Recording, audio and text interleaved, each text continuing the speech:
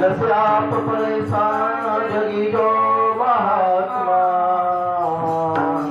विरक्ति श्रेष्ठ भक्ति स्मरे नित्य रामा तिथे माघ पौर्णिमा साधुनी वाट धरली जलामा नमस्कार माझा सद्गुरु सळमा जयांची गेल्या स्मरण होय सकल विद्यांच्या वितरण तेचे बंधू श्री चरण श्री गुरूंचे ते नमस्कारुणी आता मस्तक हे पायावरी या वारकरी संतांच्या श्री कृष्ण गोविंदा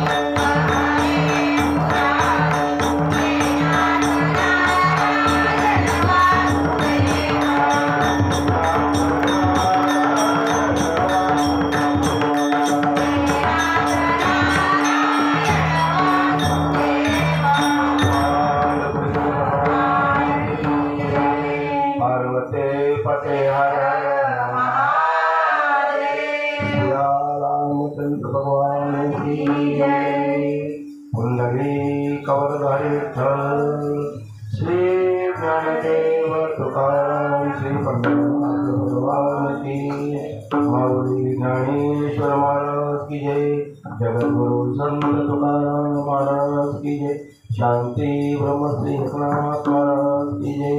सद्गुरु अमन बाबा महाराज की जय। सद्गुरु सवरण बाबा महाराज की जय। गुरुवर्य वासुदेव बाबा महाराज की जय। वैराग्य मूर्ति राजाराम बाबा महाराज की जय। वैकुंठवासी नाना बाबा महाराज की जय। स्वानंद स्मरणवासी श्रीपाद बाबा महाराज की जय। स्वानंद स्मरणवासी रामदास बाबा महाराज की जय। परम पूज्य विजयदास बाबा महाराज की जय। परम पूज्य शिवानंद बाबा महाराज की जय। बोलो रे भाई सब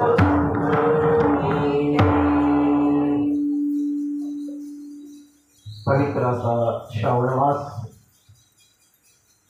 पवित्र तीर्थक्षेत्र श्री पिंपळेश्वर महादेव मंदिर भगवंताच्या जन्माच्या लीलाच्या कथा ज्या महापुराणामध्ये आहेत असा अति पवित्र श्रीमद भागवत महापुराण आणि हे श्रवण करण्याकरिता उपस्थित सर्व पवित्र जीवा तुम्ही आपल्या सगळ्यांच्या चरणी नतमस्तक होतोय। श्री गुरूंचं स्मरण करून भगवंताचं वंदन करून आजच्या कथेकडे वळतोय। काल आपण ध्रुव चरित्रामध्ये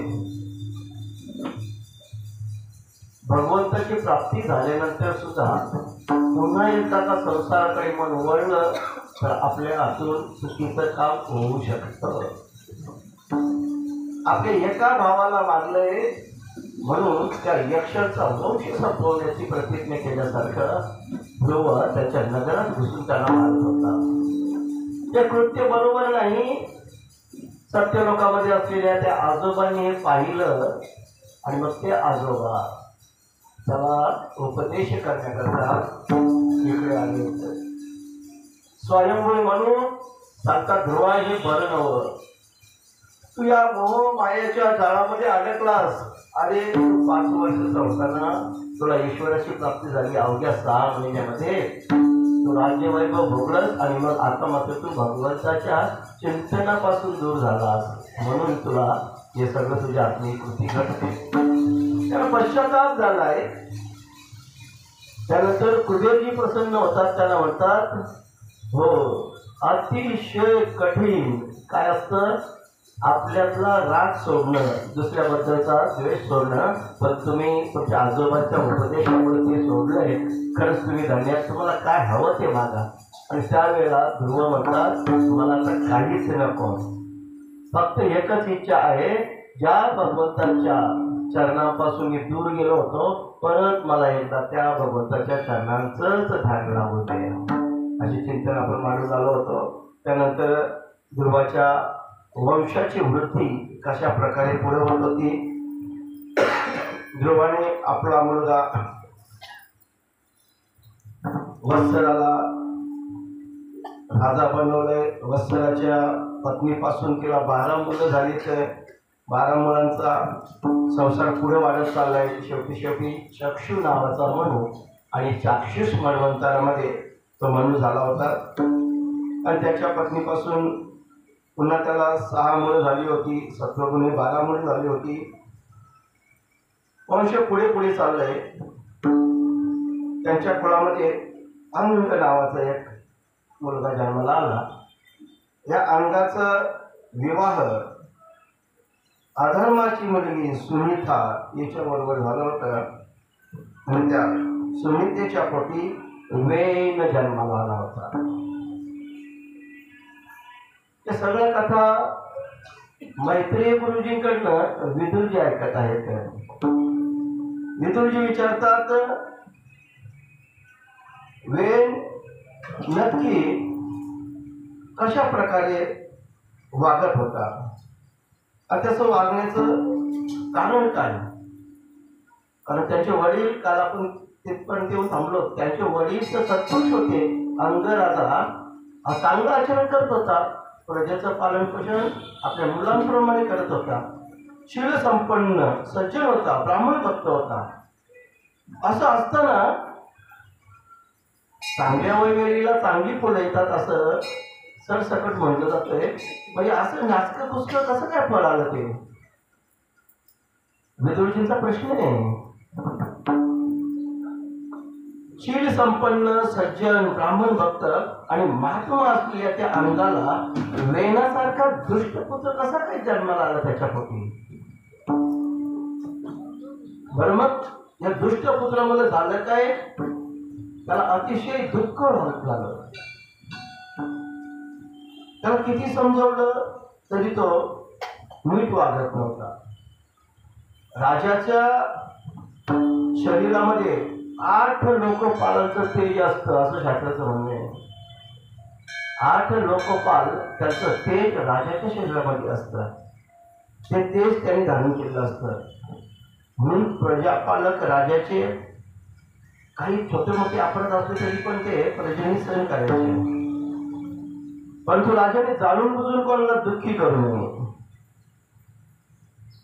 मग तो सुनीताच्या पोटी जन्माला आलेला वेन आणि त्या वेनाचं सर्व चरित्र मला सांगावं असा प्रश्न विदुरजींचा आहे. मैत्रीजी म्हणतात, विदुरा ऐक, काय झालं. त्याची हकीकत अशी आहे, हा अंगराजा होता ना, त्या अंगाने एक अश्वमेध यज्ञ केला होता. महायज्ञ अश्वमेध. जगतातील सगळ्या राजांना जिंकून एक सम्राट चक्रवर्ती व्हायचे. त्यावेळेला ते यज्ञाचं आहुती देत असताना मोठे मोठे ब्राह्मण बोलवले होते. जे ज्ञानाचे भांडार होते असे ज्ञानी ब्राह्मण बोलवले होते. ते यज्ञामध्ये आहुत्या देत होते.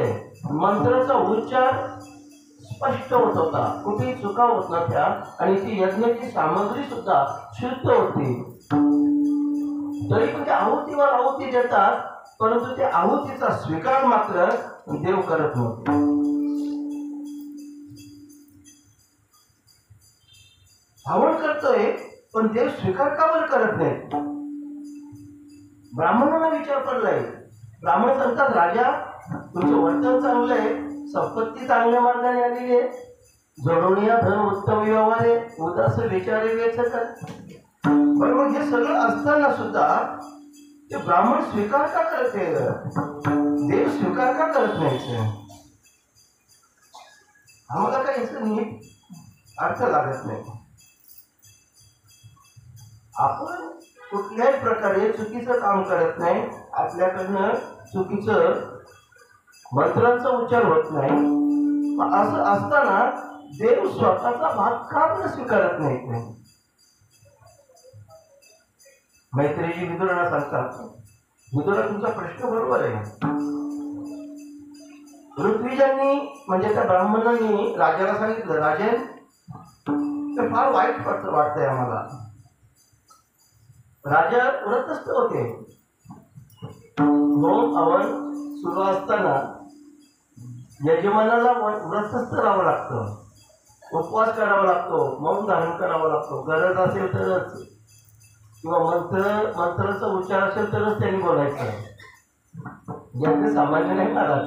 त्याचं कारण असं आहे, यजमानाच्या मुखातून एखादा जरी शब्द आणि त्या शब्दामुळे जर कोणाचं मन दुखावलं तर यज्ञ सफल होत नाही. म्हणून मौनम सर्वांत साधनम.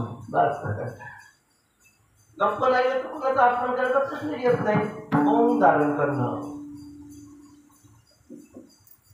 आपल्याकडे सुद्धा कार्यक्रम असला ना तर थोडस मौन धारण केलं ना, बघा कोणीच नाराज होत नाही. आपण शांतच राहायचं. कोणी काय सांगणार मान करायचं. आपल्या मुखातून कोणाचं मन दुखता कामा नये. आपण यजमान आहोत ना. राजाने मौन सोडलं. मग ती विचारतात, आवाहन करून चांगल्या प्रकारे मंत्रांचा उच्चार करून संपत्ती चांगल्या प्रकारे, माझं वर्तन चांगल्या प्रकारे, मग माझ्याकडनं असं कोणता अपराध घडला असेल काही देव स्वीकारत नाही.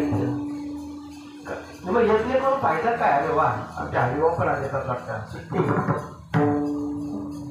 का बरं स्वीकारत नाही? तो मोठा प्रश्न.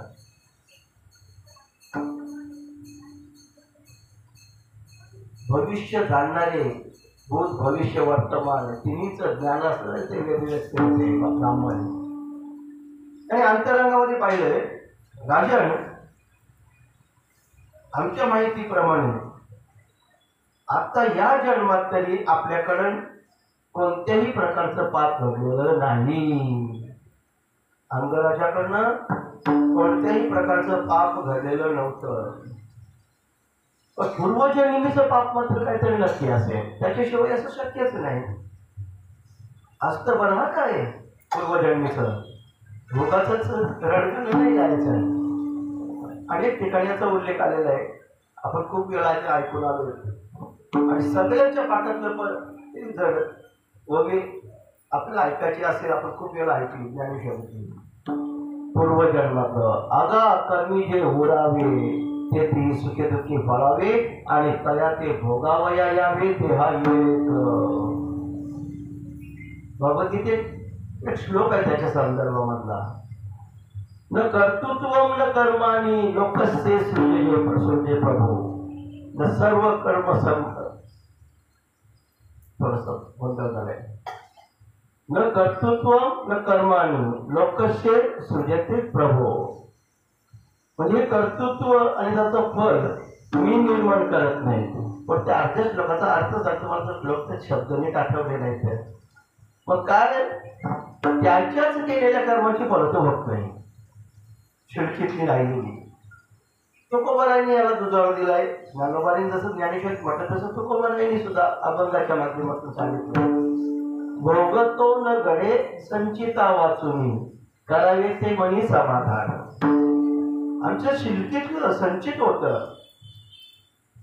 अजून फार अभंग याच्या संदर्भामध्ये एक प्रकार झाला. केले कर्म झाले त्याची भोगाले, उपजले मेले ऐसे किती किंवा मेलो किती.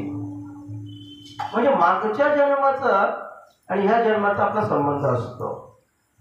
राजा या जन्मात तरी आपण कोणतं पाप केलेलं नाही, अगदी बरोबर. पण पूर्वजन्मातलं काहीतरी पाप असल्याशिवाय असं होणार नाही. कारण सर्व गुण संपन्न आहात आणि सर्व गुण संपन्न आहात, चांगली कर्म आहे. तर तुमचं कसं घर असं भरून निघायला पाहिजे. संतती होत नाही तुम्हाला, आणि संतती नसेल तर या ऐश्वर्याची किंमत काय. ऐश्वर्य कशासाठी माणूस उभं करतोय, त्याला कोणीतरी वारीस असला पाहिजे, पुढे तो वंशवृद्धी चालली पाहिजे. म्हणून तर आता पिठा आपली एकट्याला लागतं किती चपात्या खायला झाला एक टायमाचा. पण हे सगळं पुढच्या भवितव्यासाठी, संतती वृद्धीसाठी. तुम्ही निपुत्रिक आहात. कदाचित आता आपण एक काम करूया, फॉर्म्युला बदली करू. काय बदली करूया, अगोदर तुम्हाला संतान होण्यासाठी आपण यज्ञ करूया. म्हणजे तुमच्या खात्यावर असलेली पापं कमी होतील, विभागणी होऊन जाईल. संतान प्राप्त झाली ना, मग आपण एक काम करू, तुम्हाला संतान प्राप्त होण्याकरता पुत्र कामण्याच्या इच्छेने एक यज्ञ करूया आपण. आम्हाला गॅरंटी आहे यज्ञेश्वर भगवान आपल्याला नक्कीच पुत्र देतील. सामर्थ्यवान ब्राह्मण होते सगळे. रामकृष्ण देवा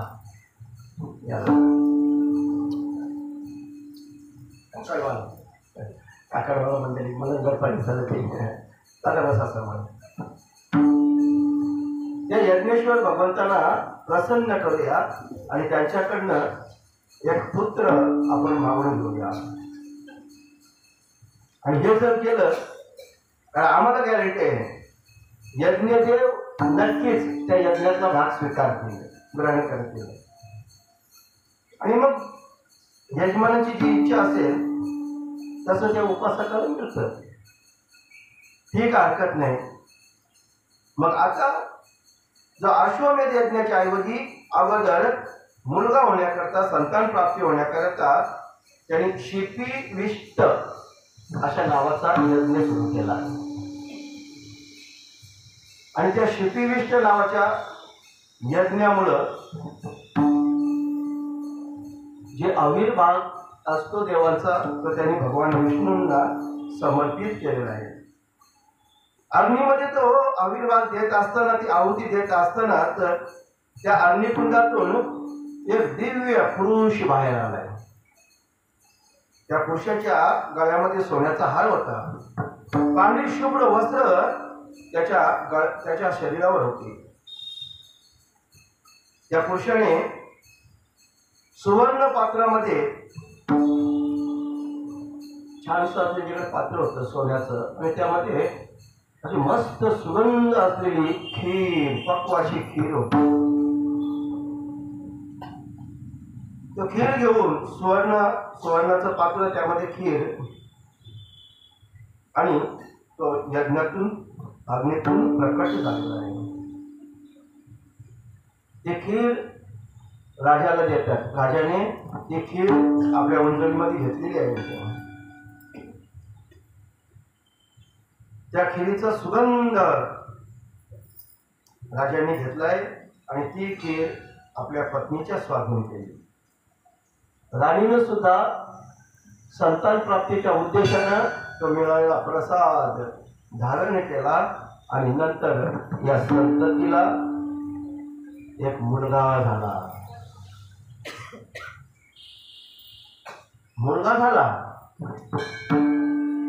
परंतु तो मुलगा जसा जसा मोठा होत गेला तसा तसा वाईट गुणांचा निघाला, दुर्गुणांचा निघाला. त्याचं कारण त्याला जन्माला घालणारी त्याची आई अधर्माची मुलगी होती.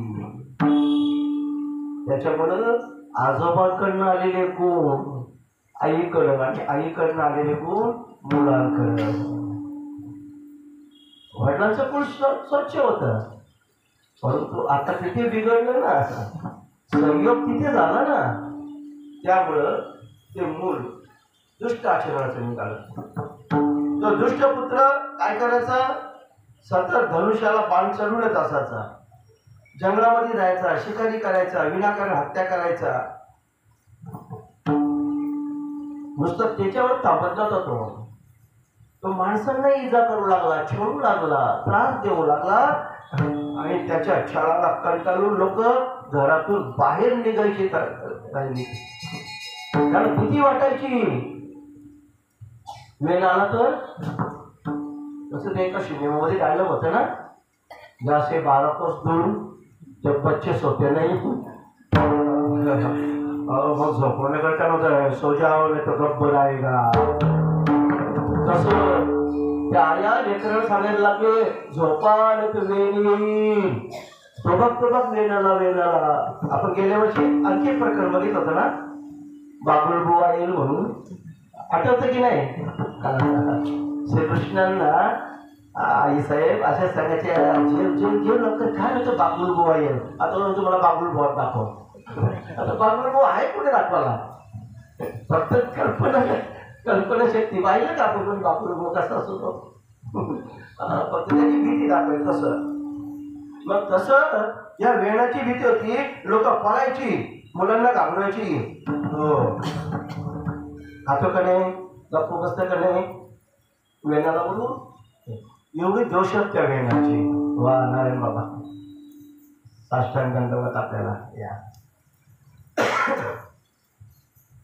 ज्येष्ठ वारकरी संप्रदायामध्ये ज्याचा फार आदर आहे, नारायण बाबा. नाव पण नारायण बाबा. चला तुला घेऊया ना मस्त वेळ, नावात नारायण आहे बाबा. या इकडे श्रीमन्नारायण नारायण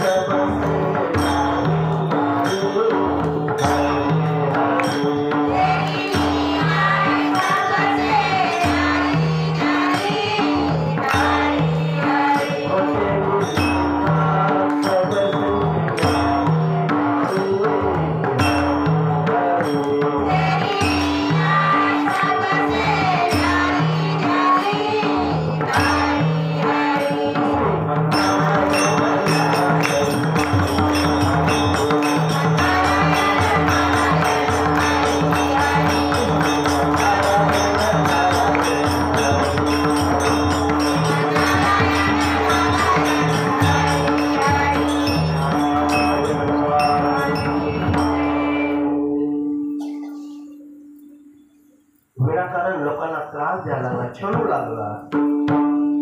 लहान लहान मुलांना तो धरून झाडाला बांधू लागला, त्यांना सुद्धा मारू लागला. दुष्ट प्रवृत्तीचा. कारण आईकडनं आलेले संस्कार, आजोबा, आईचे वडील आणि आता आई. राजाने फार प्रयत्न केले सुधारण्यासाठी, भरपूर प्रयत्न केले, परंतु तो काही सुधारत नव्हता, सन्मार्गाला लागत नव्हता.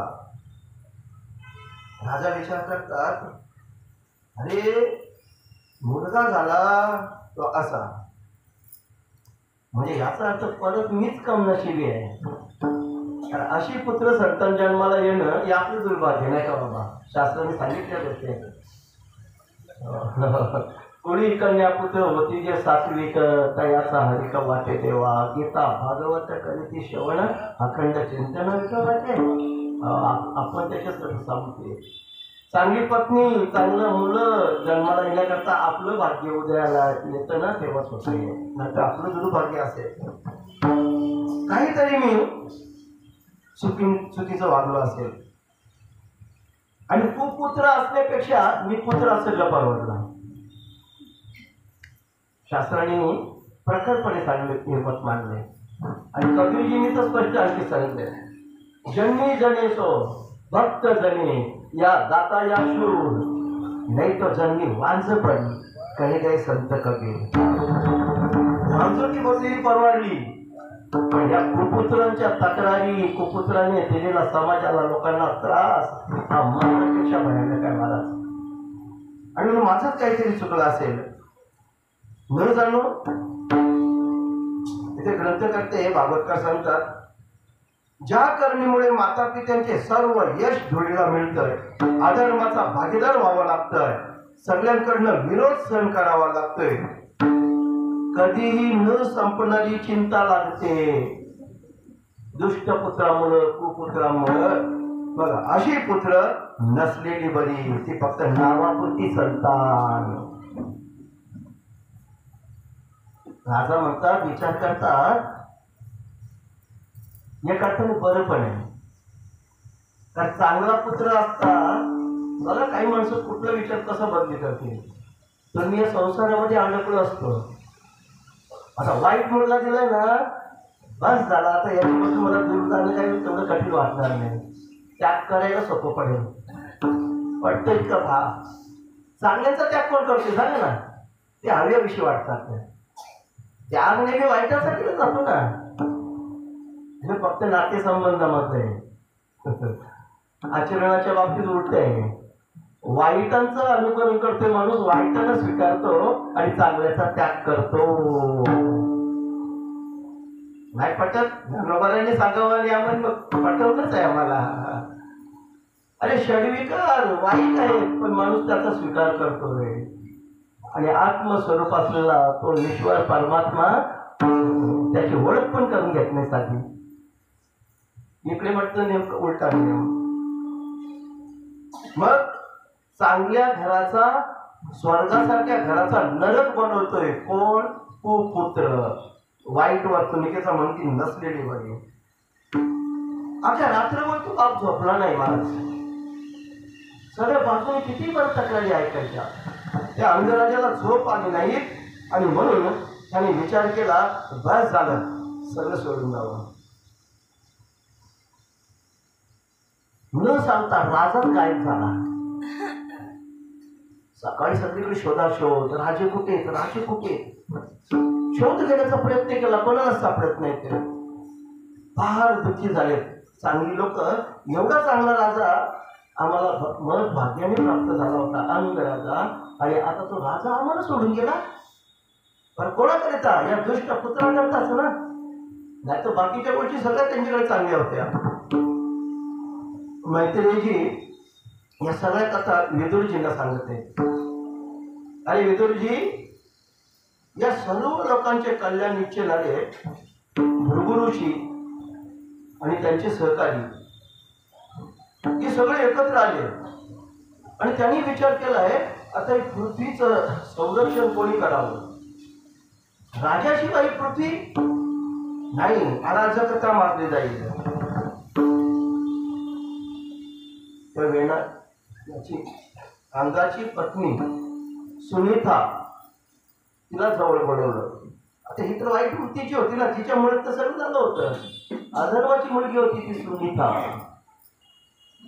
आणि तिच्या पोटी जन्माला आलेला हा वेण. तिला सांगितलं, काही का असे ना, तो मुलगा तुझा नालायक मुलगा, त्याला समजव थोडासा, त्याला आपण राजा बनवूया. राज्याला वारस तर कोणतरी पाहिजे ना. आणि म्हणून त्या वेणाचा त्यांनी राज्याभिषेक केला. आता याला अगोदरच वाईट सवय, हा स्वतः चोऱ्या करायचा, लोकांना छेडायचा. तर चोर आणि डाकूंना ज्या वेळेला कळलं का आपल्याच सारखं वागणारा इथे एक राजा तयार झाला आहे, वेण, आणि याला तर आता सगळी सत्ता मिळाली. असं म्हण होते ना का, माकडाच्या हातामध्ये कोळी. जो चोर डाकू होता, जो अनाचार अत्याचार व्यापीचार करत होता, त्याला राजा बनवल्यावर यासारखाच वाटतं. यासारखा मधली मागची लाईन, गाणाऱ्याची लाईन लावते, मागची लाईन थोडंसं आहे, जागा भरपूर आहे, चांगली असं व्यवस्था आहे, गादीवर बसा. बरं, मग आता राजा पण, राजा जसा असतो तशी प्रजा, यथा राजा तथा प्रजा, असे एक शास्त्राने मांडलंय. प्रजाही बेताळ वागायला लागली, कोणी कोणाचं ऐकत नाही. होम नाही, हवन नाही, यज्ञ नाही, दान नाही, तप नाही, सोमवार नाही, गुरुवार नाही, एकादशी नाही, सगळं सुळसुळाट स्वैराचार मागलाय सगळीकडे. हे सगळं ज्या वेळेला या ऋषींच्या लक्षात आलं, ऋषी म्हणतात आपलं पण थोडंसं चुकलं ना, आपणच मत नको द्यायला पाहिजे होतं. आपल्याला वाटलं जाऊ दे, कसा काय असेल ना, सुधरल बिचारा, एक संधी करून बघू ना. माहित तर होतं, पण संधी देण्याचा विचार केला होता. काय करणार, आपले दात आणि आपलेच ओठ. राजा हवाय म्हणून आपण तेवढं फक्त केलं होतं आणि त्याला थोडं समजवलं होतं, बस जरा थोडं चुकी करायची गरज नाही, राज्य तुझे नाही का हो पण ऐश्वर्य, पण नाही ना, जमणार नाही. आता एक काम कर, सगळेजणांनी मिळून परत त्याला समजवण्याचा शेवटचा निर्वाणीचा इशारा. राजा, अरे तुझा बाप कसा होता, त्याची कीर्ती काय आहे, अजून लोक त्याचं नाव घेतलं तरी जागेवरून उठतात आणि जमिनीला नमस्कार करतात. काय अंग राजा, आणि आता तुझं काय चाललंय. अरे तुझ्या या कर्तृत्वामुळे या चांगल्या राजाला पण नरकात जावं लागेल. असं नको वागूस, नीट विचार कर, बदल थोडासा. यज्ञ वगैरे लोकांना सुरू करायला सांगा. राजाने फरमान काढावं आणि लोक ऐकतील ते. नियम ठेवा. एकादशीला परमेश्वर भाऊकडे कधी हरिपाठ, तर कधी गुटेकरकडे, तर कधी तुपेकडे नियम ठेवायचे ना. आणि मग नियम ठेवले तर हे पुन्हा एकदा चांगलं चालेल. धर्माचं पालन करण्याकरता तुम्ही राजा असता. पण ऐक राजा, प्रजेचा कल्याण रूप तो धर्म आपल्याकडनं नष्ट होतोय, तो नष्ट होता कामा नये. आणि धर्म जर नष्ट झाला तर आपल्याला त्या ऐश्वर्यापासून पदच्युत केलं जातं. धर्म वाटला पाहिजे, जगला पाहिजे. आता ह्याच्या डोक्यामध्ये वेगळा विचार. तुम्ही ब्राह्मण म्हणून घेताय, तुम्ही श्रेष्ठ समजता. तुम्हाला एवढं समजत नाही का, राजाच्या मध्ये देवबागाचा काही अंश बरोबर होतो. राजा तसा असला पाहिजे ना. राजा हाच देव आहे. मग कशाला दुसऱ्या देवांची पूजा करायची. हो माऊल करायचा, माझीच पूजा करा, माझं फोटो घराला मंदिर लावा. जे काही समर्पित करायचं असेल ना देवाला, जेवढं काही तेवढं मला करा. धर्मनीतीलाच तो धर्मनीती मानू लागला. हे सगळं ईश्वराचं आहे, ईश्वराला भजा असं म्हणण्याच्या ऐवजी तो मला भजा सांगू लागला. काय करावं, एवढं समजून सुद्धा तो ऐकत नाही. मैत्रीजी म्हणतात अशा प्रकारे विपरीत बुद्धी झाल्यामुळं तो अजून कुमारकाकडे जाणारा झाला होता. त्याचं सगळं पुण्य क्षीण झालं होतं. ऋषींनी नम्रतापूर्वक प्रार्थना करून सुद्धा त्यांच्या म्हणण्याकडे त्यांनी दुर्लक्ष केलं.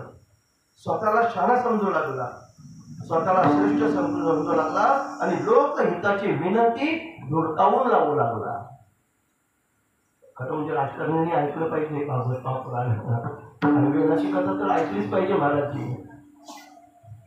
सत्ता आणि संपत्ती कायमची एकत्र राहतच नाही, कायमची राहत नाही. ठेवायचे असेल त्याला पण संतांनी मार्ग सांगितलाय. ही भगवंताची विभूती आहे. सत्ता संपत्ती भगवंताच्या विभूती आहेत आणि त्या जर ठेवायच्या असतील तर काय केलं पाहिजे. ज्यांच्याकडे आहे त्यांच्या अंतःकरणामध्ये दया असली पाहिजे, क्षमा असली पाहिजे, शांती असली पाहिजे. दया, क्षमा, शांती येथे देवाची वसती. माझ्या ज्ञानोबारायांनी सांगावं, भगवंताचं म्हणणं आपल्यापर्यंत पोहोचवले. जेथ संपत्ती आणि दया दोन्ही वसती आलिया ठाया, तेथ जाण धनंजया विभूती माझी. ज्या 75 विभूती सांगितल्यात त्यापैकी जेत संपत्ती आणि दया या दोघी जणी एकत्रित वस्तीला राहिल्या पाहिजेत. त्यांची वस्ती असली पाहिजे, मग समजायचं मी तिथे थांबतो. जय श्रीराम बोलना पडेगा. अच्युतम केशवम कृष्ण दामोदरम राम नारायण जानकी वल्लभम. अच्युतम केशवम म्हणायचं.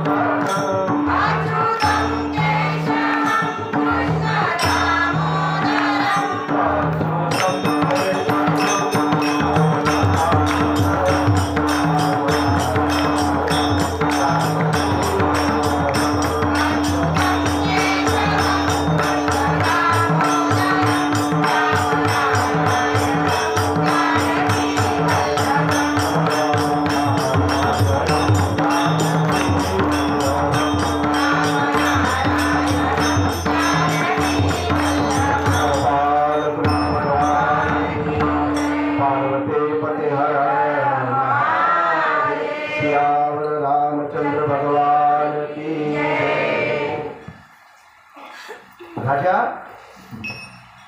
सांगायला लागला, माझी पूजा करा. त्याचं दुर्वर्तन वाढलं आणि मग त्यांच्याकडे लक्षात आलं त्या ऋषीमुनीच्या, आता याला आपणच शिक्षा केली पाहिजे. आता हा जास्त दिवस राहिला तर भूमाता दुःखी होईल. ही प्रजा आपला जीव मुठीत घेऊन कशी तरी जगते. मला समजवण्याकरता गेलेल्या त्या ऋषीमुनींनी आपला क्रोध कसा तरी आवरला होता, परंतु आता त्यांच्याकडे दुसरा पर्याय नव्हता. त्यांनी त्याला शाप दिला आणि जागेवर भस्म करून टाकला. वेण संपला. आता त्या वेणाची आई आपल्या मुलाला अशा रीतीनं ऋषींनी शाप दिलाय आणि मारून टाकलंय. आता ती कशी असली तरी शेवटी आईच आहे ना. आपल्या पुत्राला विसरू शकत नव्हती. एक दिवस सरस्वती नदीच्या त्या पवित्र जळामध्ये तिने स्नान केलंय आणि तिच्या डोक्यात विचार आलाय का आपण आपल्या मुलाला अग्नी द्यायचं नाही, त्याचं शवाचं रक्षण करावं. मुलाचं प्रेत दाह संस्कार न करता ते राखून ठेवायचं. म्हणजे आता आपण जी मम्मीची प्रथा ऐकतो ना बाहेर देशामध्ये, आहे आपलीच. बऱ्याचशा गोष्टी अशा आपल्या सोडलेल्या आहेत, आपण दुर्लक्षित केल्या. 3 वेळा म्हटलं कुठलंही वाक्य तर ते सत्य असतं. ही शिकवण आपली आहे. चोरी काही दुरुपयोग केला, वाईट गोष्टीसाठी वापरली. मला विस्तार नाही करतो.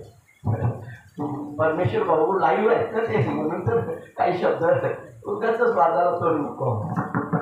समोर चर्चेला बसलं तर आपण समोर सांगू शकतोय. पण काय होतं, जोडून मोडून तोडून इकडची तिकडची वाक्य तेवढीच आणि मग त्याच्यावरनं असा फार मोठा उद्रेक होतो. म्हणून आपण विचार करतो ना प्रत्येक भानगडीमध्ये. इथून गेल्यानंतर मग प्रकाश दादा मला हे सगळे वाक्य आठवतात. हा पण नंतर मलाही पचत हे वाक्य नसतो बोललो तर तो ते ओघा ओघाने येते आणि याला संमत आहे बाबा नारायण क्षमा करा वडील झाले तुम्ही. कारण काही प्रबोधन पण घडलं पाहिजे ना या व्यासपीठावर. समाज प्रबोधनाचं माध्यम आहे. बाकी ठिकाणी ऐकेल कोण? त्या कथांच्या कीर्तनाच्या प्रवचनाच्या रूपानं ग्रंथाच्या रूपानंच अलगद थोडंसं प्रबोधनही करता आलं पाहिजे. असं झालं. राजा मेला. त्याच्या आईनं ते प्रेत राखून ठेवले. हे सगळे मुनी आपापल्या कामाला लागले आणि तेही एके दिवशी एकत्र आले सरस्वती मैयाच्या त्या किनाऱ्यावर. त्यांनी स्नान वगैरे केलं आणि मग त्यांच्या कानावर अशा गोष्टी पडल्या आणि त्या गोष्टी ऐकल्यानंतर त्यांचं मन अगदी खिन्न झालंय. सगळीकडे जनतेचा आक्रोश होता. काही प्रमाण त्रस्त होते. जगणं मुश्किल झालं होतं. चोर आणि व्यापूंचा सुळसुळाट होता. ऋषी लोक विचार करत काय बरं केलं पाहिजे. चारी बाजूनं संकट आणि तेवढ्यात त्यांनी जे चित्र पाहिलंय त्या चित्रामुळं ते आणखी गडबडून गेले. सर्व देशांकडनं एक मोठी धूळ अशी एकत्रित त्या धुळीच्या लोणच्या लोण येत होते. आणि मग त्यांना कळलं हे होण्याचं कारण काही अराजकता. निसर्ग बघतो ना मी कधी निसर्ग बदलला. निसर्ग कुठे बदलला हो? आम्ही बदललो नाही. धर्मराजाने स्वर्गाला आरोहण करता करता जे पक्षी आणि प्राणी त्याचं शेवटचं दर्शन घ्यायला गेले होते ना. आता आम्ही काय करावं? आता रक्षण करता कोण? धर्म चाललाय म्हणजे अधर्मच येणार आहे ना. आणि असंही तो कली डोकावत होता ना. त्यांनी त्या प्राण्यांना पक्ष्याला सांगितलं तुम्ही एक काम करा बाबांनो. आतापर्यंत धर्माचं राज्य होतं म्हणून तुम्हाला कोणाही कडनं भीती नव्हती. तुमच्यावर हल्ले होत नव्हते. आता एक काम करा भूकचे रंग तरी चालेल पण माणसाच्या जवळ जाऊ नका. जय श्रीराम बोलला पाहिजे. तुम्ही जंगलामध्येच राहायचं. जंगल नाही सोडायचं. पूर्वी हे वाघसे आहेत ना. आता आपण दुबई वगैरे तिकडे पाहतो ना या देशांमध्ये हे वाघसे पाळतात बघा घरामध्ये कुत्र्या मारण्यासाठी. तशी ही पूर्वी रानची जंगलातील जनावरं दिवसभर चरायची आणि रात्री आपल्या त्या ओसरीवर येऊन झोपायची. दारामध्ये आता कुत्री झोपतात तर तसा वाघ सिंह डुक्कर कोळा हे प्राणी येऊन झोपायचे. माणसावर भरोसा होता कारण धर्माचं राज्य होतं. ज्याचं पोट धरण्याकरता या आपला मांस खाणार नाही एवढी त्यांना गॅरंटी होती. धर्म सांगतात तुम्ही आता एक काम करा. आता धर्म लोप पावतोय. पोट भरा करता माणूस माणसाला मारून कर. तुमचं तरी काही भागा विचार. जय श्रीराम बोलणं पडेगा. आता तुम्ही माणसांच्या वस्तीमध्ये यायचं नाही. प्राण्यांनी ऐकलं पशूंनी ऐकलं पण माणूस ऐकला नाही. नाही ऐकलं ना. आपण ते वस्तीमध्ये येत नाही. आपण जंगलात घुसलो. जंगलात सोसायटी बनवायला लागलो. आता एवढचा डोंगर खाला आपण नाही बोलली लवकर असते. आपल्याला थंड हवेचं ठिकाण हवं असतं. निसर्ग सान्निध्य असतं. आपण जंगलामध्ये बंगले बांधायला लागलो आणि मग सोसायटी बांधल्यानंतर कुठेतरी CCTV मध्ये ते आलं. सोसायटीमध्ये बिबड्या घुसला बिबट्या घुसला वाघ घुसला. कुठं? सोसायटीमध्ये. अरे बाबा तू जंगलात घुसली. सोसायटी जंगलात घुसली ना. तो नाही घुसला. माफ करा. बरं मग हे कसं चालायचं? चोर डाकूंची संख्या वाढली. हाकार मारलाय. अनाचार अत्याचार होऊ लागलाय आणि आपण तर त्या राजालाच संपवलंय. आता राजाची कसा काय ना असेल ना. भीती होती ना. मग आता ती भीती हा प्रसाद आहे ना. आपले बसले ना नानाभावा. नानाभावाचे सुपुत्र आमचे दादा वासुदेव दादा नाही का. आणि त्यांच्याकडनं प्रसाद मायेची शाळा नाही का. ती शाळा देते ती पण मायेचीच होती. आता 2-3 दिवस होती अंगावर असं. मग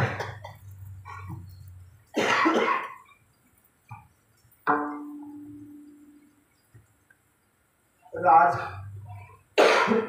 राजा नसले तर राज्य, त्यामुळे सगळ्यांचं पावलं. काहीतरी आपण आता विचार केला पाहिजे. आणि ज्या ठिकाणी ते वेणाचं शरीर होतं त्याच्या आईनं सांभाळलं होतं, तिथं ते गेले आणि त्यांनी त्याच्या योग सामर्थ्याने त्या राजाच्या मांडीचं घुसळण सुरू केलंय. दोहन करायला लागले. ही मांडी घुसळली आणि त्या मांडीतून एक बुटका पुरुष उत्पन्न झाला. अपेक्षा भंग झाला यांचा. दिव्य पुरुष निघावा असं याला वाटलं होतं ना, पण नेमका उलटा निघाला. उंचीनं तर बुटका होताच, पण त्याचा वर्ण सुद्धा कोळशासारखा काळा होता, दिसायला विद्रूप होता. त्याच्या शरीराची अवयव कुठेच समानता नव्हती. एक हात आपूर तर एक पकाला, पोटाचा बाहेर निघालेला, डोळे कुठे, दात कुठे, कुरूप असलेला तो. त्याचा रंग पण तांबूस होता, तिकडे केसांचा रंग तांबूस होता. आणि तो बाहेर निघाल्यावर त्याला विचारतो, बोला बोल मेरे आका. तो येत असल्यावर नाही का ते निघायचा काय जी ना, हा बोलो मेरे आका, हमारे लायक काम बताओ, मैं क्या करूं. चुपाईट करू काहीच नको तो आता. आमच्या कर्माची पद्धत तुझ्यासारखं कर्माला मानू काहीच करू नको, बस फक्त म्हणजे निषेध, वाईट कर्म. कारण आता त्याच्या शरीरापासून आल्यामुळं त्याचे दुर्गुण घेऊनच आला होता. शिकार करणं, धनुष्यबाण घेऊन फिरणं आणि म्हणून तो लुटमार वगैरे करणं, हे सगळे गुण तो त्या वेणाचे घेऊन आला होता. आणि म्हणून त्याला बाकीचं काहीच सांगितलं नाही, तू फक्त गप्प बस, काम काहीच करू नकोस, निषेध. आणि मग त्याच्या पुढे हाच वंश निषाद झाला. निषेधाचा निषाद, शिकारी. त्याची जमात आता सुद्धा आहे, निषाद. जंगलामध्ये राहणं, लुटमारी करणं, शिकारी करणं, निषाद. मैत्रिणी म्हणतात, परत मग यांना वाटला आता चांगला, अजून काहीतरी चांगला करूया आपण. आता बाहू त्यांनी ते मांडीच्या भागाच्या ऐवजी त्यांनी राजाच्या बाहूंचं मंथन केलं, त्याला घुसळलं. आणि त्या घुसळण्यामुळं आता मात्र 2 जण निघाली, एक स्त्री आणि एक पुरुष. ब्रह्मवादी ऋषींनी ती जोडी उत्पन्न केलेली आणि ती जोडी आता मात्र त्यांच्या मनासारखे होते. ते दिव्य पुरुष होते. त्यांच्या अंगावर सुवर्ण अलंकार, चांगली सुशोभित वस्त्र, त्यांच्या चेहऱ्यावरचं तेज, त्यांच्या हातामध्ये असलेली ती अस्त्र शस्त्र. आणि मग ऋषींनी विचार केला, नाही, आपल्या मनासारखं आता झालं. हा पुरुष आणि स्त्री साक्षात भगवंतांच्याच कळेपासून प्रकट झालेले आहेत आणि हा विष्णूचाच रूप असू शकेल आणि ही स्त्री लक्ष्मी मैयाचाच रूप असू शकेल. कारण लक्ष्मी मैया विष्णूपासून कधीच वेगळी राहत नाही. म्हणून त्याला लक्ष्मी नारायणाची जोडी आपण सुद्धा म्हणतो नाही का. फार छान वाटलं. आता यांच्या मार्फत आपण हे राज्य चालू करू. ही लक्ष्मी आणि हा विष्णू. आता त्याचं नामकरण केलं पाहिजे, त्याचं जातक वर्तवलं गेलं.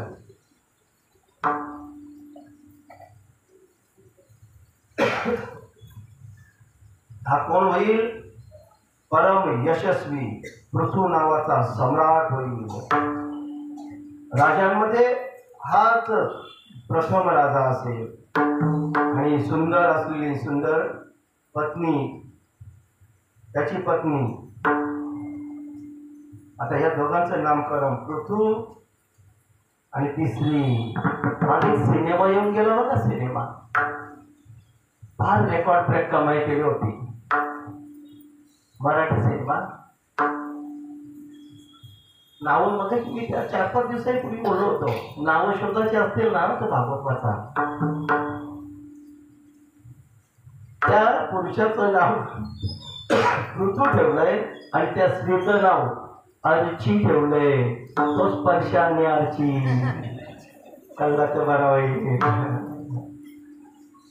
ऋतूचा स्पर्श केला जाईल आणि अर्ची तशीच ठेवली. लक्ष्मी होती ना, म्हणून तर लक्ष्मी कमवून दिली ना त्यांनी. रेकॉर्ड ब्रेक, कमी खर्चामध्ये माला माल. अशी पण माहिती गोळा ठेवायला लागते कधी कधी. जय श्रीराम बोलला पडेल. बरोबर. आता यांच्यापासून पुढं संतती उत्पन्न करायची, या पृथ्वीचं रक्षण करायचंय. आता हे सगळे ब्राह्मण त्याला पाहून खुश झाले, त्या पृथ्वीची स्तुती करावी लागले. ते आकाशामध्ये शंख तुतार्या सुंदर दुधुंबी वाजायला लागले. ते सर्व देव आणि ऋषी कीर्तन आपापल्या लोकांमधून तिथं आले. जगद्गुरु ब्रह्मदेव देवदेवेश्वर यांनी त्या वेणाच्या शरीरापासून निर्माण झालेलं यज्ञाच्या सामर्थ्याने निर्माण केलं तो पुरुष अर्थात पृथू, तो भगवान विष्णूंचाच अवतार आहे हे ओळखणं कशामुळे शक्य झालं? त्यांच्या उजव्या हातावर, भगवंताच्या हातावर असलेल्या हस्तरेषा, त्यांच्या पायांवर कमळाचं चिन्ह, दुसऱ्या हातावर चक्राचं चिन्ह. आणि म्हणून त्याने विचार केला भगवंताचाच अंश आहे, निशाणी असल्याशिवाय नाही होत महाराज. म्हणून तर म्हणतात ना आपला हात जगन्नाथ. इथे सगळं असतं. ऐकावर अजून त्या रेषा आहेत ना, रेषा बदलतात, पुसट होतात, कुठली वाढते, पण हे बदलत नाही, याच्यावरचं चिन्ह बदलत नाही.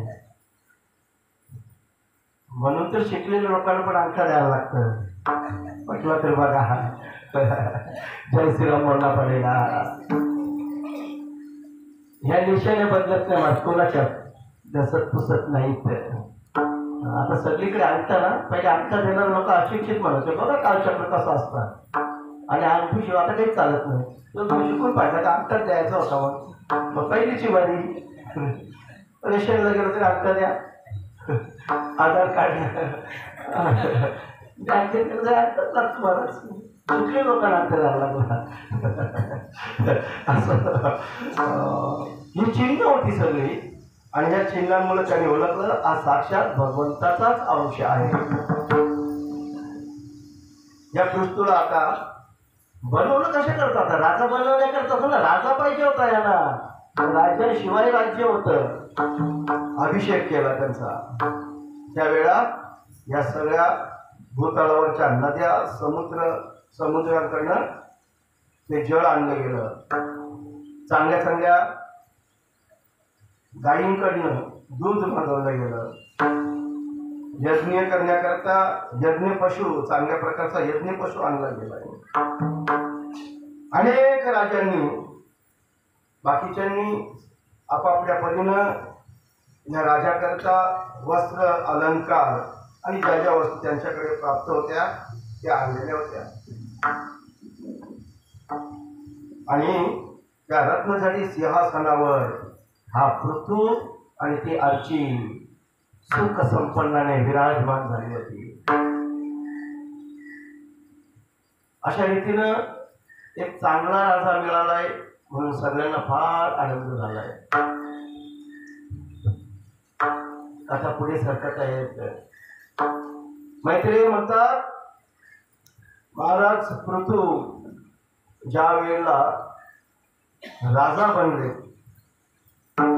त्यावेळेला राजाकडे असणारी सगळी सामग्री आपल्याला माहिती आहे. राज दरबार असतो, मनोरंजनाची साधनं असतात, स्तुती करणारे गायक असतात, नाचणारे नृत्य कलाकार असतात. आणि मग सगळ्यांनी मिळून एक मोठा कार्यक्रम, सत्कार समारंभ, सगळ्यांना बोलवलंय. खूप छान कार्यक्रम झालाय. आणि मग सगळे तिथे आलेले ऋषी मुनी राजाची स्तुती करायला लागले. आपण साक्षात देवश्रेष्ठ नारायणच आहात, आपल्या मायेनं अवतीर्ण झालेले आहात. ही मायाच आहे. मायेचं आसरा घेतल्याशिवाय तुम्ही कुठलंच काम करत नाही. अधिकारी तो आहे, पण सत्ता हिच्याकडे दिली. आता काही असलं तरी तो सांगतो अगोदर तिला विचारायला लागल. पटलं तर बघा आहे याच. पण त्याने करार केला ना, आता हे सगळं तुझ्यावर सोपवतोय. हे सगळं सांभाळायचं काम त्याच्यामुळे आता तू समजला. आता हीच विचारेल ना प्रश्न करायला पाहिजे तुम्हाला. मग त्यापेक्षा त्यांना साधून सांगावं, तिच्याकडे जावं लागेल, तिच्या आज्ञेशिवाय नाही. ते खूप छान चाललंय. खुश आहेत दोघंही, प्रजाही सुखी आहेत. ते ऋषी मुनींच्या उपदेशानुसार आज्ञेप्रमाणेच राज्यकारभार सुरू आहे. हे मुनी स्तुती करतात, आपण विष्णूंचाच अवतार अंशरूप असल्यामुळं तुमच्यामुळे तुम्ही सगळ्यांना सुखी कराल. आपण साक्षात श्रीहरींचा कलावतार आहात आणि म्हणून आपली कीर्ती अजरामर राहील. आम्ही तुम्हाला नमन करतोय, वंदन करतोय. मग तुम्ही या सगळ्यांना आता सुखी करा. प्रजेचे पालन पोषण, मनोरंजन आपापल्या ऐपतीनुसार, आपापल्या स्थितीनुसार प्रत्येकानं कोणतं काम करावं, कोणी कसं आचरण करावं हे तुम्ही नियम घालून द्या. आणि एकदा का नियमाने चालला माणूस मग मात्र सर्व जीव सुखी होतील. नियम असले पाहिजे महाराज. प्रत्येक गोष्टीमध्ये नियम फार महत्वाचा. आणि नियमांची जर पायमल्ली केली ना, मग एक ना जणांनी बाहेर म्हणशील द्या. नियम सगळ्यांना असले पाहिजेत.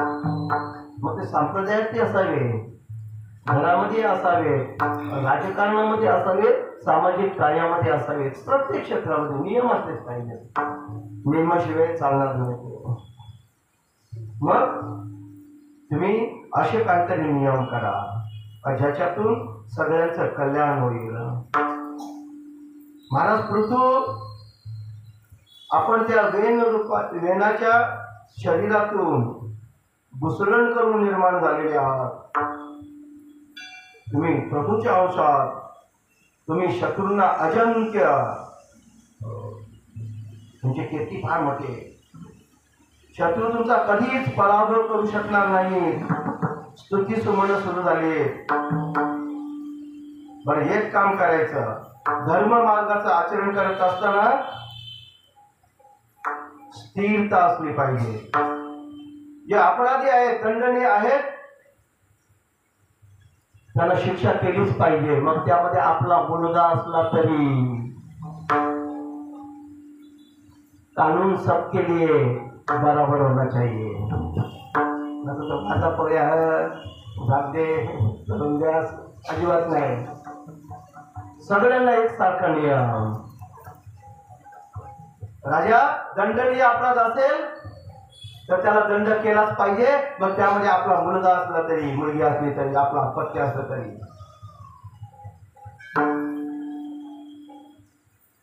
आणि जो अपराधी नसेल त्याला विनाकारण शिक्षा करू नये. संशयाचा बळी बनवू नये. मला एक गोष्ट फार खटकते. मी तुमच्याकडे ती शेअर केलेली याच्यापूर्वी, आता तुमच्या ध्यानात असेल नसेल. एखादी हत्या होते आणि त्या हत्येच्या संशयानं कोणाला तरी पकडलं जातं. 8-10 वर्ष जेलमध्ये काढतोय, शिक्षा भोगतोय आणि त्याच्यानंतर युक्तिवाद करून निर्दोष सुटला जातो. ध्यानात येणं तर बरोबर. मग तो निर्दोषच होता तर मग 10 वर्ष त्यांनी शिक्षा कशाची भोगली. आणि जर दोषी असेल तर निर्दोष सोडला कसा. त्याच्या पुढचं हत्या झाली हे स्पष्ट आहे. मग त्याने केली नाही, मग केली कोणी? तो अपराधी कुठे आहे? तो कोणीला कुठे आहे? तो मोकाट आहे का?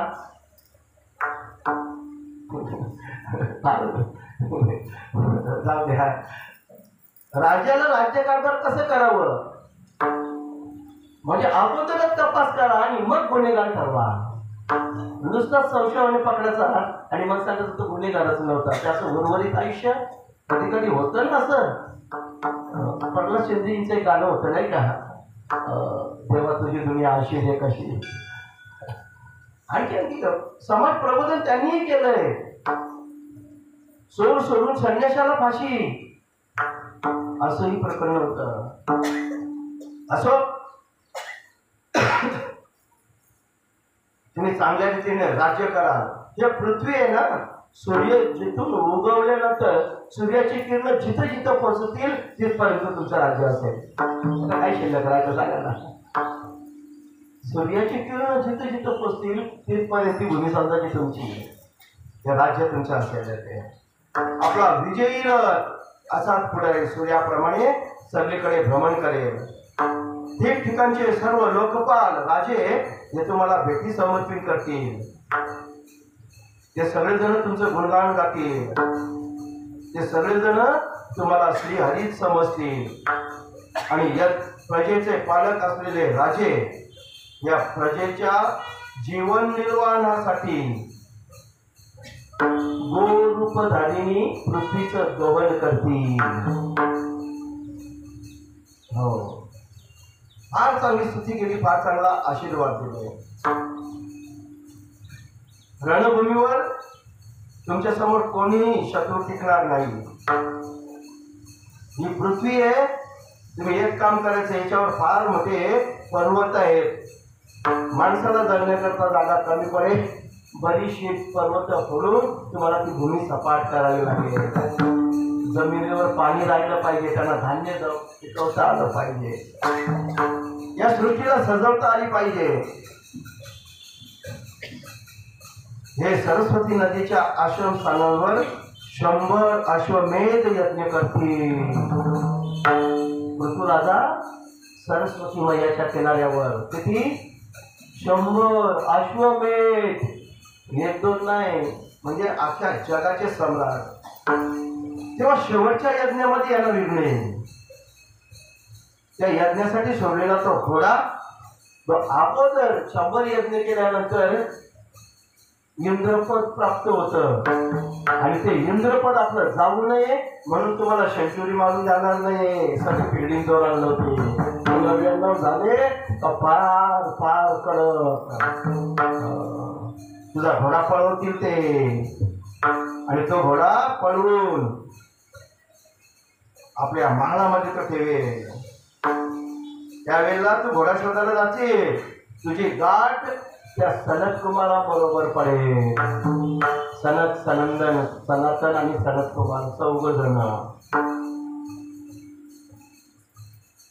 त्यांची तुमची भेट झाली का भक्तिपूर्वक ते तुला ज्ञानाचा उपदेश करतील. आणि त्यांनी ज्ञानाचा उपदेश केल्यामुळं तुला परब्रह्माची प्राप्ती होईल. अख्खं भविष्य त्या पृथ्वीराजाचं ह्या ब्राह्मणांनी सांगितले होते. चांगलं भविष्य. मग मैत्रीजी म्हणतात, विदुरजी ऐकताय ना? हो. अशा प्रकारे ज्या वेळेला त्यांचं भविष्याचं कथन केलं आणि काही जणांनी, काही राजांनी त्यांच्या कैदेमध्ये ठेवलेली लोक, कोणी अपराधी असतील, कोणी निरपराधी असतील, ते सगळ्यांचं फरमान काढलं, त्या सगळ्यांना सोडून. आता याच्या पुढं राष्ट्रपती असं करतात नाही का? पूर्वी असं व्हायचंय. आजचा दिवस 79वा स्वातंत्र्य दिन आहे ना आपला. स्वातंत्र्य दिन आणि प्रजासत्ताक दिन फार आशा लागलेली असायची गुन्हेगारांची पूर्वीच्या काळामध्ये. नाही का महाराज? छोट्या छोट्या गुन्ह्यांमध्ये किंवा विनाकारण असे आहेत ना, मग ते फरमान निघायचं त्या सोडून. आणि फार अपेक्षेने बघायचे ते लोक. मग राजांनी सगळ्यांची मुक्तता केली. सगळीकडे आनंदी आनंद आहे. फार छान आता पृथ्वी वेनाचे झालेला अत्याचार आता लोक विसरली. जाऊ द्या, वेनाच्या शरीरापासून निर्माण झालेला तो पुत्र पृथू, आता पृथू मात्र चांगल्या प्रकारे जनतेचं पालन पोषण करतोय. तुम्ही थोडे लेट आला, शुद्ध बीजापोटी फळेला कालचा प्रश्न होता तो परवाचा, त्याची ही सगळी उत्तरं होऊन गेली सुरुवातीलाच. असो, नंतर परत सांगेल तुम्हाला एकांतामध्ये. हे झाल्यानंतर पृथ्वी तर अनेक रूप धारण करू शकते. मग तुम्ही माझं सांगता सांगितलं होतं ना, तिने गाईचा रूप धारण केला होता. आणि मग ज्या वेळेला त्या गाईला पृथ्वीने पाहिली, तिचं दहन केलं, घुसळण केलं, म्हणजे तिचं दूध काढलं, त्यावेळेला वासरू नव्हता का, आणि वासरू असेल तर कोण होता. आणि दहन केल्यानंतर त्या दहनासाठी पात्र कोणतं घेतलं होतं, कारण पृथ्वी तर उंच सगळ्या भागामध्ये विभागली गेली, तिला त्यांनी सपाट तर केलं होतं. पण इंद्राने सुद्धा मग तिथून बोलता बोलता इंद्राकडे एवढं सगळं असताना याचा घोडाची गरज नव्हती झाला, त्याने थोडं घोडं नव्हतं. मग तो चांगला माणूस ना, देवाचा राजा मध्ये राजा असून चोरीला करतो. तुम्ही तुमचे प्रश्न मैत्रिणी बोलून सगळं मला सांगायला लागेल, माझं काही अजून लोकांनी चाललं नाही. ज्ञान काय, विज्ञान काय, हे ज्या सनतकुमारांपासून या पृथ्वीला प्राप्त झालं, त्याची भेट झाली, सांगितलं त्याला ज्ञानाचा उपदेश केला. मग तो ज्ञान कोणता, तो पण आम्हाला सांगा. हे सगळं सांगत असताना भगवंतांच्या लीला तिथे येतीलच, आणि भगवंतांच्या लीला ऐकणं हेच तर आमचं परम कर्तव्य आहे. एवढी जण आज एवढं मोठं सण असताना, उपास असताना आम्हाला तर वाटलं होतं कदाचित अर्ज पण भरतं की नाही, उलट बसायला लागलं, एवढं फुल वाटलंय. आपण सगळे भक्तांच्या यादीमध्ये आहात, म्हणून आपल्याला त्या भगवंतांनी इकडे आकर्षित केलंय. किती सांगू मी सांगू कुणाला,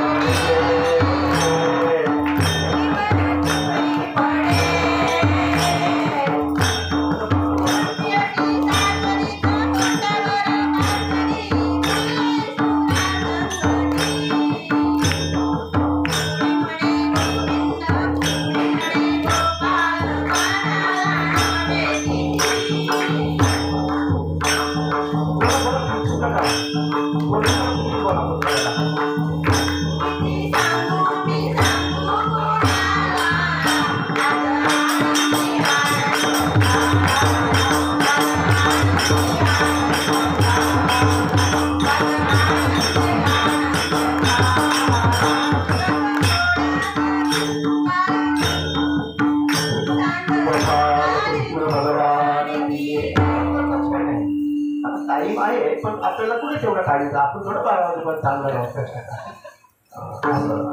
आनंदाचं कारण आहे ते. लपून छपून गिरधारी मारतो पिचकारी रंगाचे उडते चढे. फार छान उडलं. असं आनंदाचं कारण आहे. सगळेजण आनंद उत्सव साजरा करणार आहोत आपण. आता इथून गेल्यानंतर मलाही आहे 7 ते 9 बाकी वेळ नाही. पण काय करणार सगळीकडे कुठे 12 वाजेपर्यंत. त्याच्यानंतर कोळेगाव 10 ते 12 ओळे 12 असणार आहेत आपल्या तिकडं. सालाबाद प्रमाणे आम्ही तिथे दिवसातला तिसरा कार्यक्रम आता. सकाळी गोपाळचं पुण्यतिथीचं प्रवचन मोहन दामू माळी. त्यानंतर वेळ बदलली तिकडची कोळेगावची. विनंती केली आणि त्यांनी मान्य केली. 4:30 ते 5:30 अशी वेळ होती. ती 2:30 ते 3:30 केली. तसंच त्या घुसलून लगेच पिंपळेश्वर महादेव की जय हो. 4 ते 6 आणि 7 ते 9 दाचिवली. 10 ते 12 कोळेगाव झाली 5 पर्यंत. आपली 5 पर्यंत काय समजायच्या जय श्रीराम म्हणे. सामर्थ्य येते कुठून, ही ऊर्जा येते कुठून, ही शक्ती कुठे येते तर आपल्या सर्वांचे आशीर्वाद याच्या मागे. सज्जनाचे आशीर्वाद असतात मला त्याच्या पाठीमागं. फार छान चाललंय. आता मला सगळं सांगावं ते ज्ञान कोणतं, पृथ्वीचं दोहन केलं, वाचलं कोणाला बनवलं, पाचलं कोणतं ज्ञान त्या सनत कुमारांकडे मिळालं, असे सगळे प्रश्न त्या विदुरजींचे आहेत. आणि आता ज्याला सांगतात ते पण मस्त बसलेत रंगले नैमिष्य आणण्यामध्ये. शौनकादी ऋषींना सुतमुनी सांगतात त्या कथा ज्या अगोदर घडलेल्या आहेत. गंगेच्या तटावर असलेले परीक्षित शुकदेवांकडे ऐकतात. सुत म्हणतात ज्या वेळेला विदुराने मैत्रेयीजींना वासुदेवाच्या कथा सांगण्यासाठी अशी प्रेरणा मागितली दिली, त्यावेळेला मैत्रेयी फार खुश झाले आणि मग ते प्रसन्न चित्ताने प्रशंसा करीत करीतच त्या कथामध्ये आणखी जोर आला. ते सांगू लागले विदुरा, ब्राह्मणांनी महाराज पृथ्वीचा अभिषेक केल्यानंतर प्रजेचं रक्षण चांगल्या रीतीने होत होतं, परंतु अजूनही काही कमतरता होती. त्याला हवं तेवढं धान्य मिळत नव्हतं. काही लोकांची उपासमार होत होती. ही धरणी माता आपल्या क्षमतेपेक्षा कमी उत्पन्न देत होती. क्षमता असूनही ती लपवत होती ते धान्य. मग आता आपल्या देशात कोण सोडवेल. आणि आता चांगला राजा भेटलाय. सगळ्यांनी मिळून राजाकडे जायचं ठरवलंय. महाराज महाराज आमच्या समस्या जाणून घ्या. गेलं पाहिजे राजांकडे. राजाने ऐकून घेतलं पाहिजे. पृथ्वीराजांकडे सगळी प्रजा गेली आणि प्रजेने त्यांचं कारण त्यांच्या समोर मांडलं. आपण आमचे अन्नदाते प्रभू म्हणून आपली नेमणूक झालेली. आम्ही आपल्याला शरण आलेलो आहोत. आपण सर्वांचे रक्षण करणारे आहात. आपण आमची उपजीविका चालवणारे स्वामी आहात. म्हणून हे राजराजेश्वरा, आम्हा शोषित आणि पीडितांची अन्न देण्याची मागणी आपण ताबडतोब मान्य करा. आमची काहीतरी व्यवस्था करा. राजाने सगळं ऐकलं. या कथा विदुरजी आणि मैत्रेयींच्या संवादाच्या लोकांना आपण ऐकत आहोत. मैत्रेयीजी म्हणतात, हे विदुरा, प्रजेची अशा करुण आक्रोश ज्यावेळेला पृथ्वी महाराजांनी ऐकला त्यावेळेला फार विचार करावा लागले. अन्नाचा अभाव कारण काय बरं असेल. आणि म्हणून ते शेवटच्या निर्णयाला पोचले. याचं कारण पृथ्वी माता सगळ्या सामर्थ्यानिशी हे उत्पन्न करत नाही. मग पृथ्वीला शिक्षा केली पाहिजे. राजाने निश्चय केला आहे. त्याने आपलं धनुष्य उचललंय. ज्याप्रमाणे त्रिपुरासुराचा वध करण्याकरता भगवान शिवजी क्रोध संतप्त झाले होते, तसा राजा अत्यंत क्रुद्ध झालेला आहे. पृथ्वीला लक्ष करून त्यांनी ते बाण धनुष्याला जोडलंय. आता पृथू रागावलाय. आता तो काय तरी याचा नियम नाही आणि म्हणून आता पृथ्वीला भीती वाटायला लागली. पृथ्वीचा थरकाप झाला आणि मग जसं काही एखाद्या शिकाऱ्याने पाठलाग केलेला पशु पळावं त्या प्रकारे या धरणी मातेनं या पृथ्वीने एका गायीचं रूप पकडलं आणि ती पळू लागली. पृथ्वीचे डोळे लागाने लाल भडक झाले होते. पृथ्वी सगळीकडे भ्रमण करू लागली, पळू लागली. पण तो जिथं जिथं ती जाईल तिथं तिथं तिला तो पृथू धनुष्याला बाण लावून आपल्याकडे रोखून पाहतोय असं चित्र दिसत होतं. दिशा उपदिशा सगळं फिरून झालं. अंतरिक्षामध्ये ती गेली तरी पण तिथं महाराज पृथू आपला पाठलाग करतोय. आता तिने विचार केलाय आपल्याला आता ह्याच्या चावडीतून कोणीच सोडू शकत नाही, आपल्याला मरावं लागेल. मग त्यापेक्षा जो मारणार आहे त्याचेच पाय पकडलेले म्हणजे. त्या पृथ्वीनं धीर घेतला. धीर राहिली, तिने थोडं धारिष्ट केलंय. तिला कोणीच वाचवणारा भेटला नाही. त्यावेळेला तिने विचार केला की आपण याला शरण गेलो पाहिजे. ती थांबली, राजासमोर हात जोडून उभी राहिली आणि ती पृथ्वीला म्हणू लागली, धर्म जाणणाऱ्या शरणागत वत्सल राजा, आपण सर्व प्राण्यांचे रक्षण करतात, मग सगळ्यांचं रक्षण करतात, तर राजा या न्यायानं माझंही रक्षण केलं पाहिजे. तर तुम्ही मला मारायला लावला. मी जावं कोणाच्या आश्रयाला? राजा जर माझी हत्या करत असेल तर मला वाचविलं तरी कोण? मी अत्यंत दीन आहे, निरपराध आहे आणि निरपराध असताना सुद्धा तुम्ही मला मारू शकतो? हे कशामध्ये बसतोय? कुठल्या शास्त्रात बसतोय? कुठल्या नीतीमध्ये बसतोय? का मला मारताय तुम्ही? आपण धर्म जाणणारे आहात आणि त्यातले त्यात तुम्ही आता गायीच्या रूपामध्ये गो माताही म्हणतात आणि त्यातले त्यात मी स्त्री आहे आणि शास्त्राने निषिद्ध मानलंय. स्त्री आणि ब्राह्मण किती मोठा अपराध झाला तरी त्याचा वध करू नये, त्यांना मारून टाकू नये, त्यांच्याशी असलेले संबंध तोडावेत, त्यांना अपमानित करावं, त्यांना पदच्युत करावं, त्याचे अधिकार काढून घ्यावे, परंतु त्याची हत्या मात्र करू नये. आणि तू तर एवढा मोठा राजा आहेस, शास्त्र संपन्न राजा आहेस, का माझ्यावर असं अत्याचार करतोय? का मला मारतोस? तिचा प्रश्न राजाने ऐकले आणि मग आता पृथू राजा म्हणायला लागला, तुझं बोलणं झालं का? ऐक आता, तुझे म्हणत होतीस ना त्या म्हणण्यामध्ये अर्ध सत्य होतं.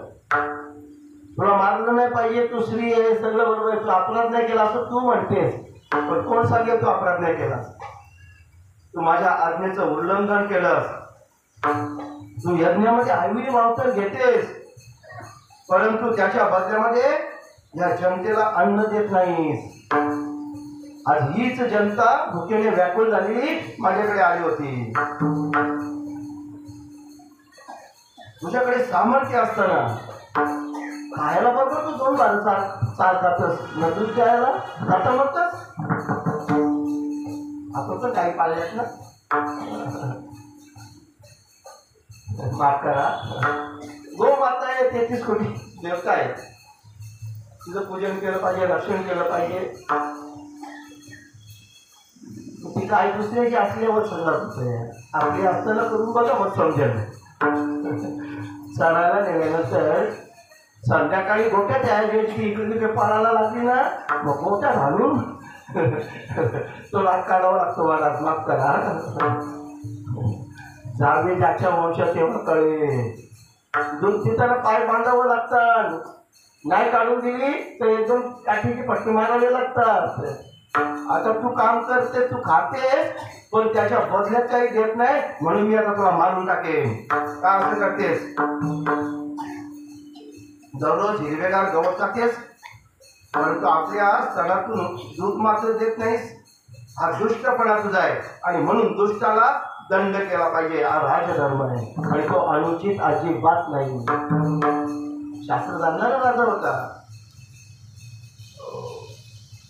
तो मूर्खपणाने पूर्वी ब्रह्मदेवाने उत्पन्न केलेल्या अन्नाचाच त्या बीजांना, त्या अन्नाच्या बीजांना आपल्यामध्ये दडवून ठेवला आहेस. आता माझी सुद्धा तू पर्वा केली नाहीस आणि आपल्या पोटातून ते अन्न बाहेर काढत नाहीस.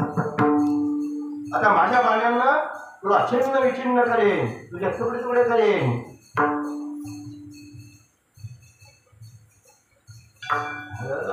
भुकेने व्याकुळ झालेले दुःखी प्रजाजन, त्यांचा करुण आक्रोश आधी माझ्या कानामध्ये घुमतोय आणि म्हणून मी तुला शिक्षा करणार आहे. शास्त्राचं म्हणणं सांगतात, जो दुष्ट फक्त आपलेच पोषण करतो आणि इतर प्राण्यांच्या बाबतीत निर्दयीपणाने वागतो, त्याला शासन झालं पाहिजे. मग तर पुरुष असो, स्त्री असो किंवा नपुसंक असो. शास्त्राचं म्हणणं, मला शास्त्र शिकवतेस, तो पालन करतेस का शास्त्राचं? आणि अशाला राजानं मारणं अयोग्य नाही. तू मोठी गर्विष्ठ आहेस, मदोन्मत्त झालेली आहेस. तू आता मायेच्या आधाराने गाईचं रूप धारण केलंस, परंतु आता तुझ्यावर दयामाया दाखवणार नाही. मला प्रजेचं हित साधायचंय. आणि त्यावेळेला पृथ्वीने असं काही रूप धारण केलं होतं, तो यमराजासारखा पृथ्वीला भासत होता. पृथ्वीचा थरकाप उडाला होता आणि आता मात्र आपलं काहीच चालणार नाही आणि म्हणून त्या पृथ्वीनं हात जोडलेत, मान खाली घातली आणि आता ती राजाच्या मताची सहमत झाली. आता पृथ्वी काय म्हणते ते ऐका. पृथ्वी म्हणते, हे राजन, आपण साक्षात परमपुरुष आहात आणि आपल्याच मायेने सगळं चाललंय. तुम्ही मायापती आहात, अनेक शरीर धारण करताय. वास्तविक आत्मानुभवाच्या द्वारात अध्यात्म, अधिदैव,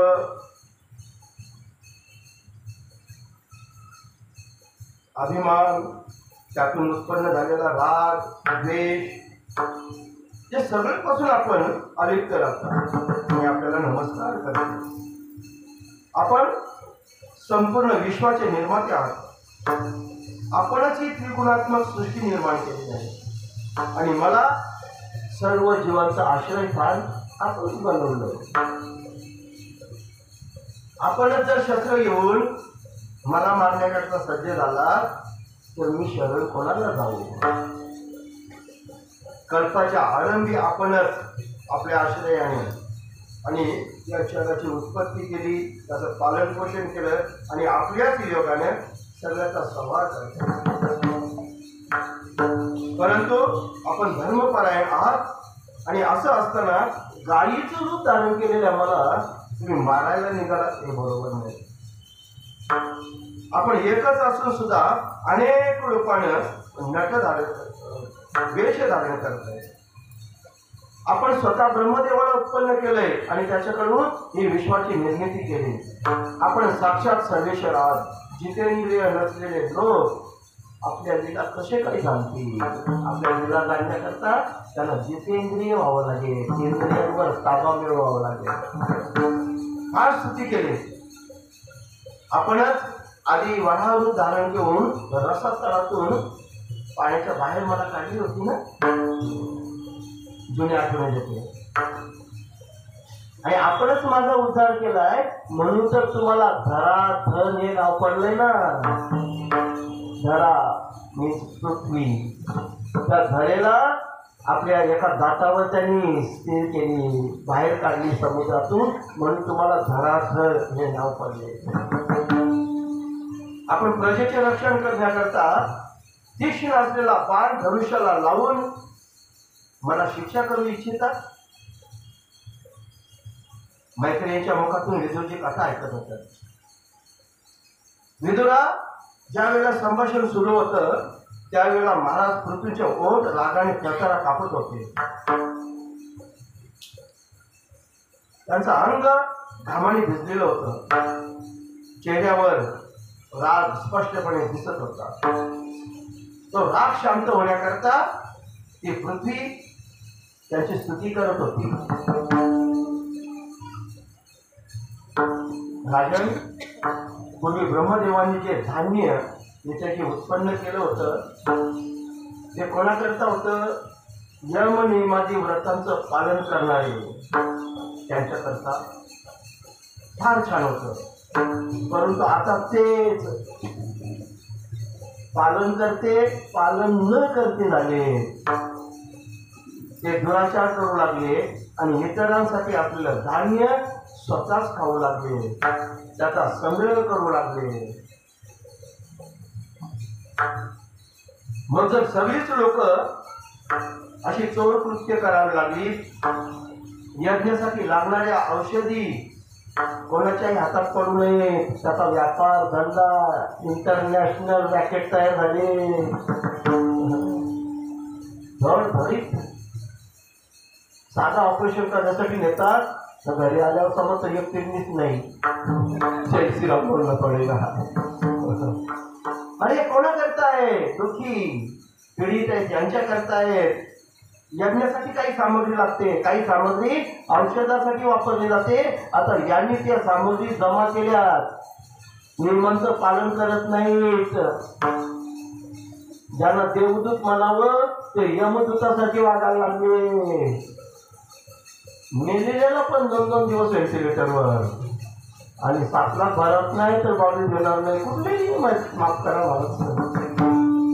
उघड डोळ्यांनी पाहतोय आपण, हे रॅकेट नाही तर काय म्हणावं. वास्तविक ते देवदूत आहेत, पण आचरण मात्र यमदूतांकडनं सारखं करायला लागले. सेवाभाव राहिला कुठे? पूर्वी सेवाभाव होता, द्या तुम्हाला काय द्यायचं त्या. आधी होते ना काय नाडी वैद्य, आधी काही वैद्यांच्याकडे विद्या असे भले भले डॉक्टर तुझ्या हात टेकतात. नो गॅरंटी इथून शिळपाटा कल्याण पाटा क्रॉस करणार नाही, एवढी ज्याने गॅरंटी घेतली होती ती 10 वर्ष दर्जी गावाला निघून. जय श्रीराम बोलणं पडेगा. आता ते सगळे चोर वृत्तीचे झाले, संग्रही वृत्तीचे झाले, स्वार्थासाठी जगणारे झाले. मग मी तरी काय करू? कशाला करणार तू? पृथ्वी माता त्या पृथ्वीराजाला सांगते, मी लपवण्याचं खरं कारण तुम्ही मुळाशी जात नाही म्हणून तुम्हाला माहित नाही. तुम्हाला वनमधून माझा गुन्हा दिसतोय, पण नाही, मी गुन्हेगार नाही. गुन्हेगार ते आहेत ज्याने साठवणूक करून ठेवली स्वतःच्या फायद्यासाठी. मग बोंबावून झाली ना, 20 रुपयाचं वस्तू 100 रुपये 200 रुपये किलो विकतात. स्वार्थ साधू झाले. मग का मी त्यालाही उत्पन्न करून द्यावं? बरोबर होतं ना महाराज? फार छान संभाषण आहे, आपल्याला शिकण्यासारखं आहे महाराज. असं देतं का? म्हणून तुम्ही फक्त माझा अपराध पाहिला, ठीक आहे, असं हरकत नाही. आता तुम्ही जर त्यांना शिक्षा करणार असाल ना, तर मी भरपूर द्यायला तयार आहे. माझ्याकडे सामर्थ्य आहे की सगळ्यांचं पालनपोषण करू शकेल, सगळ्यांचे रोग दूर करेल, सगळ्यांना ऐश्वर्य प्राप्त होईल, सगळ्यांची शरीर सुदृढ होतील, सगळीकडे पुन्हा आनंदी आनंद. तुम्ही एक स्वीकारत असाल तर माझा फक्त बरोबर आहे, माझा पण थोडासा चुकला. एकच बाजू बघितली मी, काही मोर्चा आणला म्हणून पण मुलाशी गेलोच नव्हतं.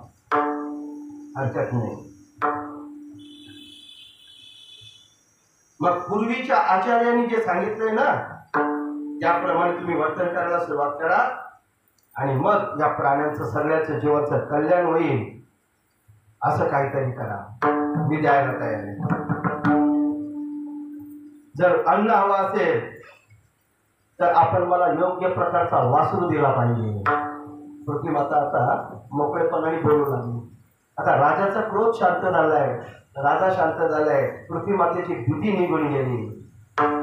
मग त्या गव्हाणासाठी लागणारं पात्र त्याचीही व्यवस्था करा, नाहीतर मी दूध देईन ना बाजू उलटून जाईल. फायदा काय? ते फुकट नाही गेलं पाहिजे. त्यासाठी योग्य ते पात्र उत्पन्न करा. ते पाना फोडण्याकरता ज्या वस्त्राची गरज आहे ते वस्त्र तयार करा.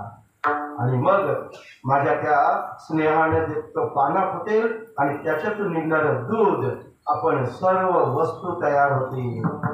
राजन, तुम्ही मला सपाट केले पाहिजे, कारण हे पाऊस पडतं आणि सगळं निघून जातं, ते संपतंय. मग इंद्राने केलेल्या त्या वर्षावाचा त्या पाण्याचा साठा टिकून राहिला पाहिजे. तळी निर्माण झाली पाहिजे, तलाव निर्माण झाले पाहिजे, खाणी निर्माण झाल्या पाहिजे. पाण्याचा साठा, भूजल पातळी कशी चांगली राहील याचा विचार केला पाहिजे. तुमच्या दृष्टीनं तुम्ही जसं इच्छा केली तसं द्यायला तयार आहे. राजाला पटलं. आता मांडवली झाली. वा, आता भांडण्याची गरजच नाही ना. सीधी उंगली से अगर निकलता है तो टेढ़ी क्यों करना है?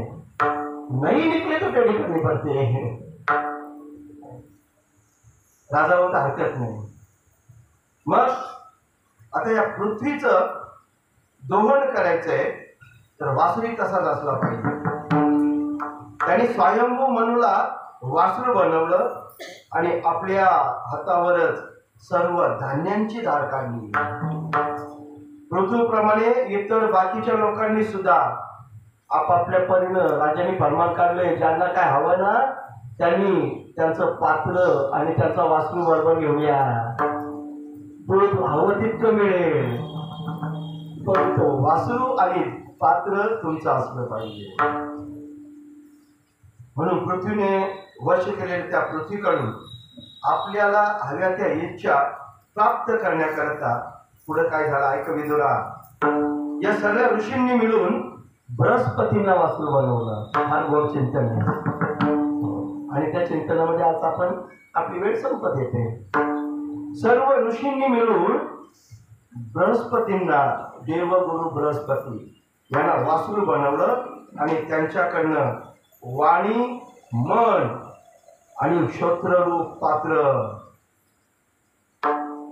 वाणी, मन आणि कान या तीन वस्तूंना पात्र बनवलं आणि त्या पात्रामध्ये वेदरूपी पवित्र दूध काढलंय. भाषा समजते ना. या ऋषी मुनींनी पृथ्वी नावाच्या गायीपासून कुठलं दूध काढलंय आणि ते दूध काढण्याकरता कोणतं पात्र, बाबली कुठली आणली होती आणि ते दूध काढण्याकरता वासरू कोणाला बनवलं होतं पाना फोडण्याकरता. तर या सर्व ऋषी मुनींनी बृहस्पतींना, देवाचे गुरु आहेत बृहस्पती, त्यांना वासरू बनवलं आणि पात्र कोणती आणली? आपलं वाणी, मूक, वाणी, कान आणि मन, ही तीन पात्र आली आणि ह्या तीन पात्रामध्ये काय आणलं? वेद आणले, वेदरूपी दूध पृथ्वी करण्यात आणलेलं. त्याच्या पुढे गेल्यानंतर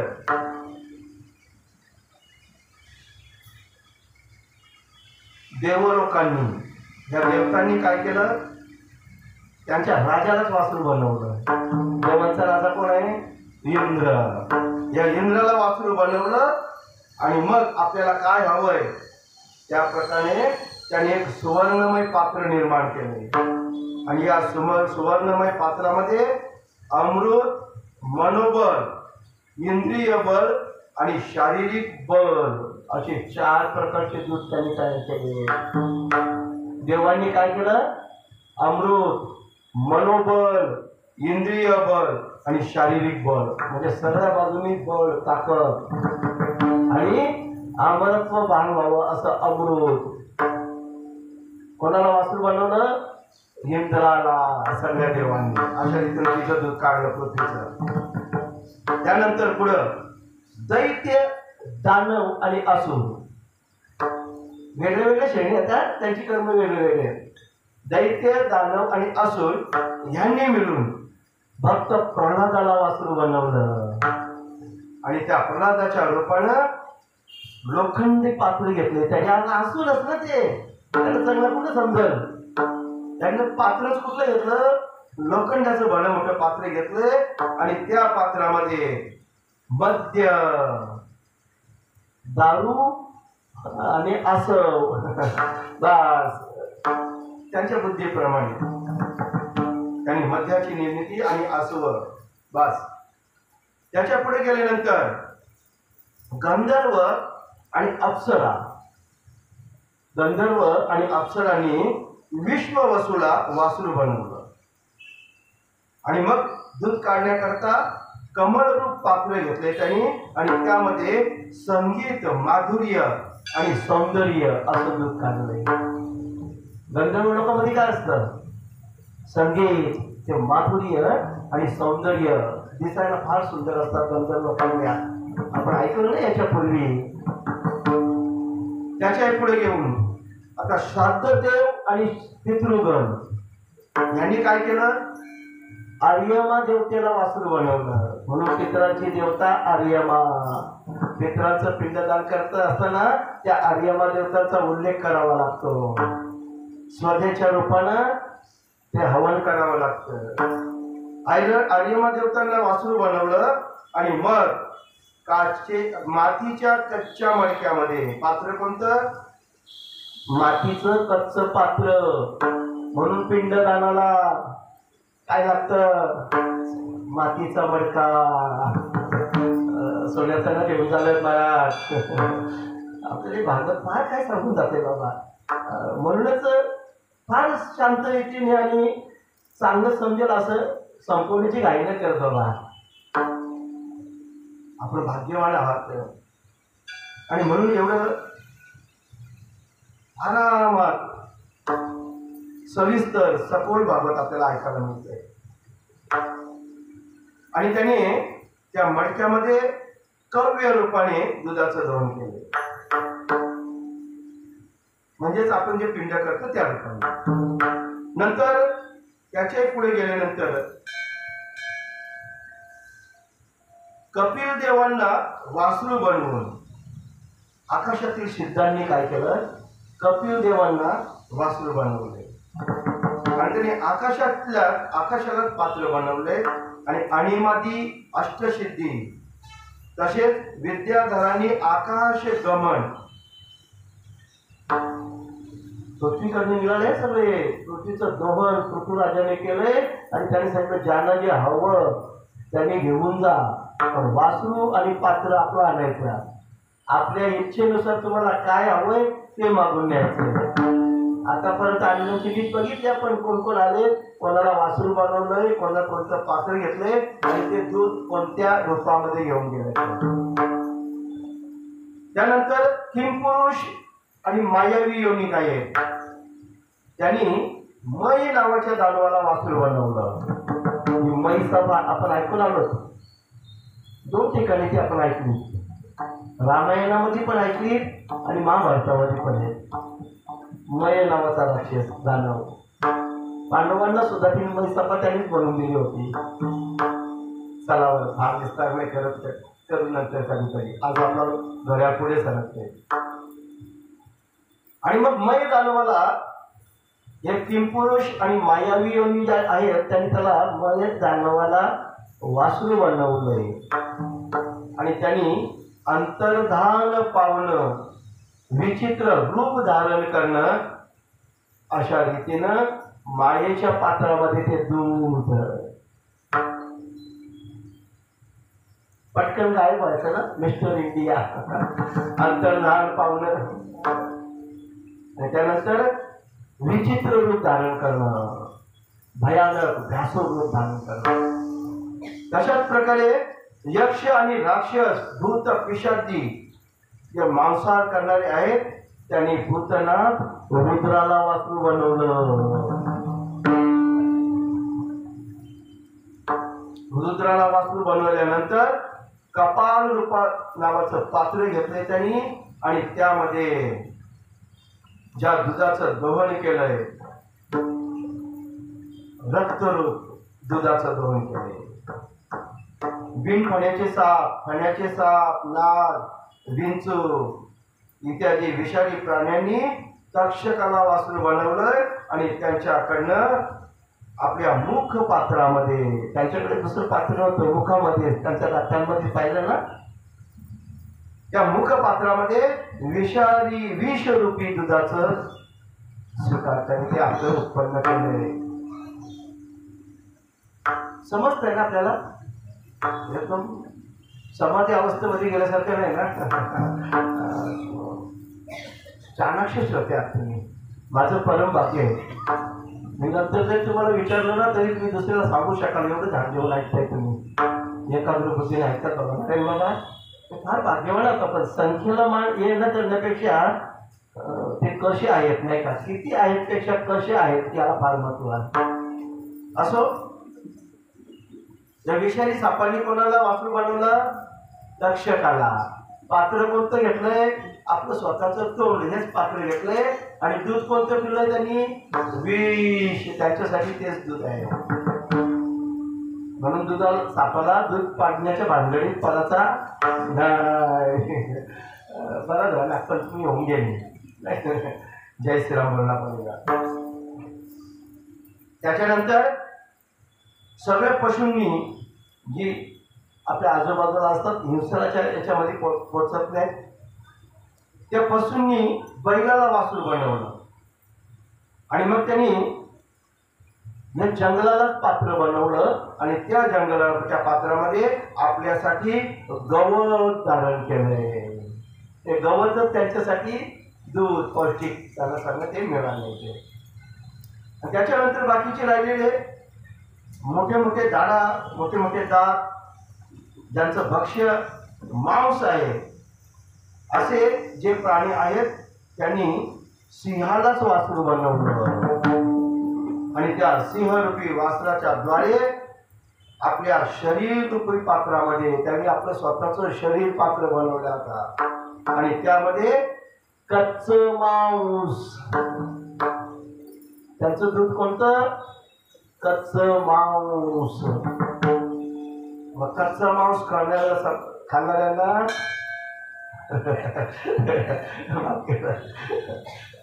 अजून मधून यावं लागतं ना असं भाण्यावर बाबा.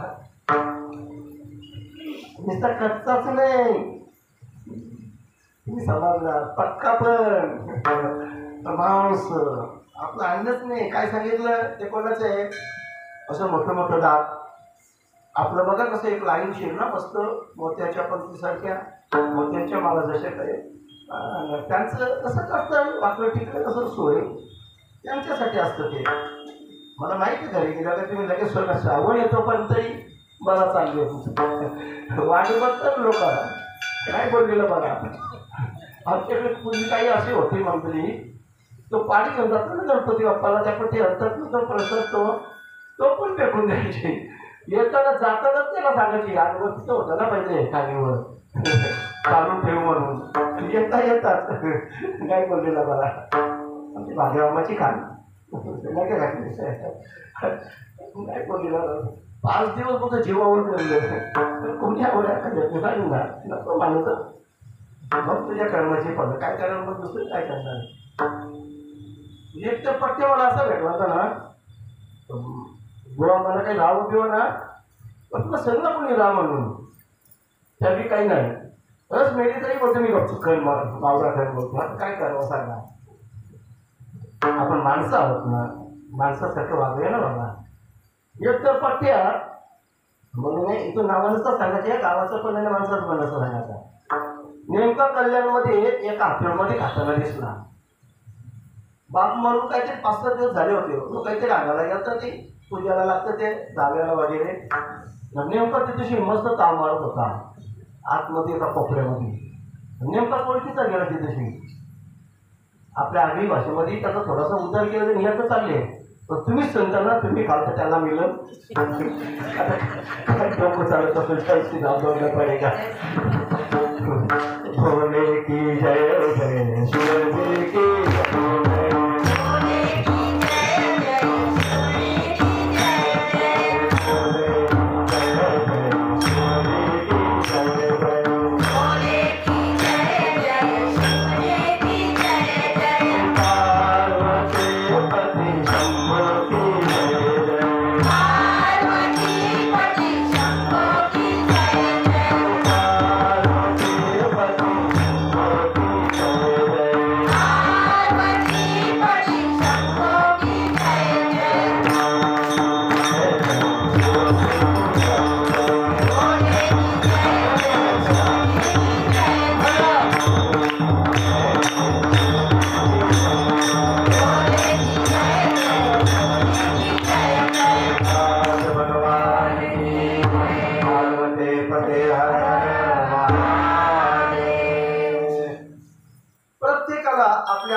आवडीनुसार त्यांच्या आवडीचा वासरू, त्यांच्या आवडीचं पात्र आणि त्यांच्या आवडीचं खाद्य पृथ्वीराजाची आणि पृथ्वी मातेची दोघांनी मांडोळी केल्यानंतर हे सगळं मिळायला लागलं. प्रत्येकाला आपल्या इच्छेनुसार हे सगळं मिळायला लागलं. अजून थोडंसं राहिलंय. पक्ष्यांनी गरुडाला वासरू बनवलं आणि त्यांनी किडे आणि पतंग छोटे छोटे जीव बारीक उडणारे फुलांचा तो मध पिण्याकरता येणारे पक्ष्यांची आवडतं खाद्य आहे ते किडे पतंग आणि फळं असं त्यांनी आपल्या वाट्याचं मागून घेतलं. दूध रोपानं झाडांनी विशाल अशा वटवृक्षाला वासरू बनवलं आणि अनेक प्रकारच्या रसरूपी दुधाचं दोहन केलं. पर्वतांनी हिमालयाला वासराच्या रूपामध्ये आणि त्याच्याद्वारा आपल्या शिखरांनाच पात्र बनवलं. अनेक प्रकारच्या धातूंचं दोहन केलं. अनेक प्रकारचे धातू आम्हाला तिथून मिळत असतात. आता धातू मिळायचं बंद झालं आणि म्हणून खडीसाठी डोंगर भरावा लागला. आपण काय बोललेला बरं सृष्टीचा विनाश आपण करते. म्हणून पृथ्वी सगळ्यांना आपापल्या इच्छित वस्तू देणारी पृथ्वी आता पृथ्वीराजाच्या अधीन होती.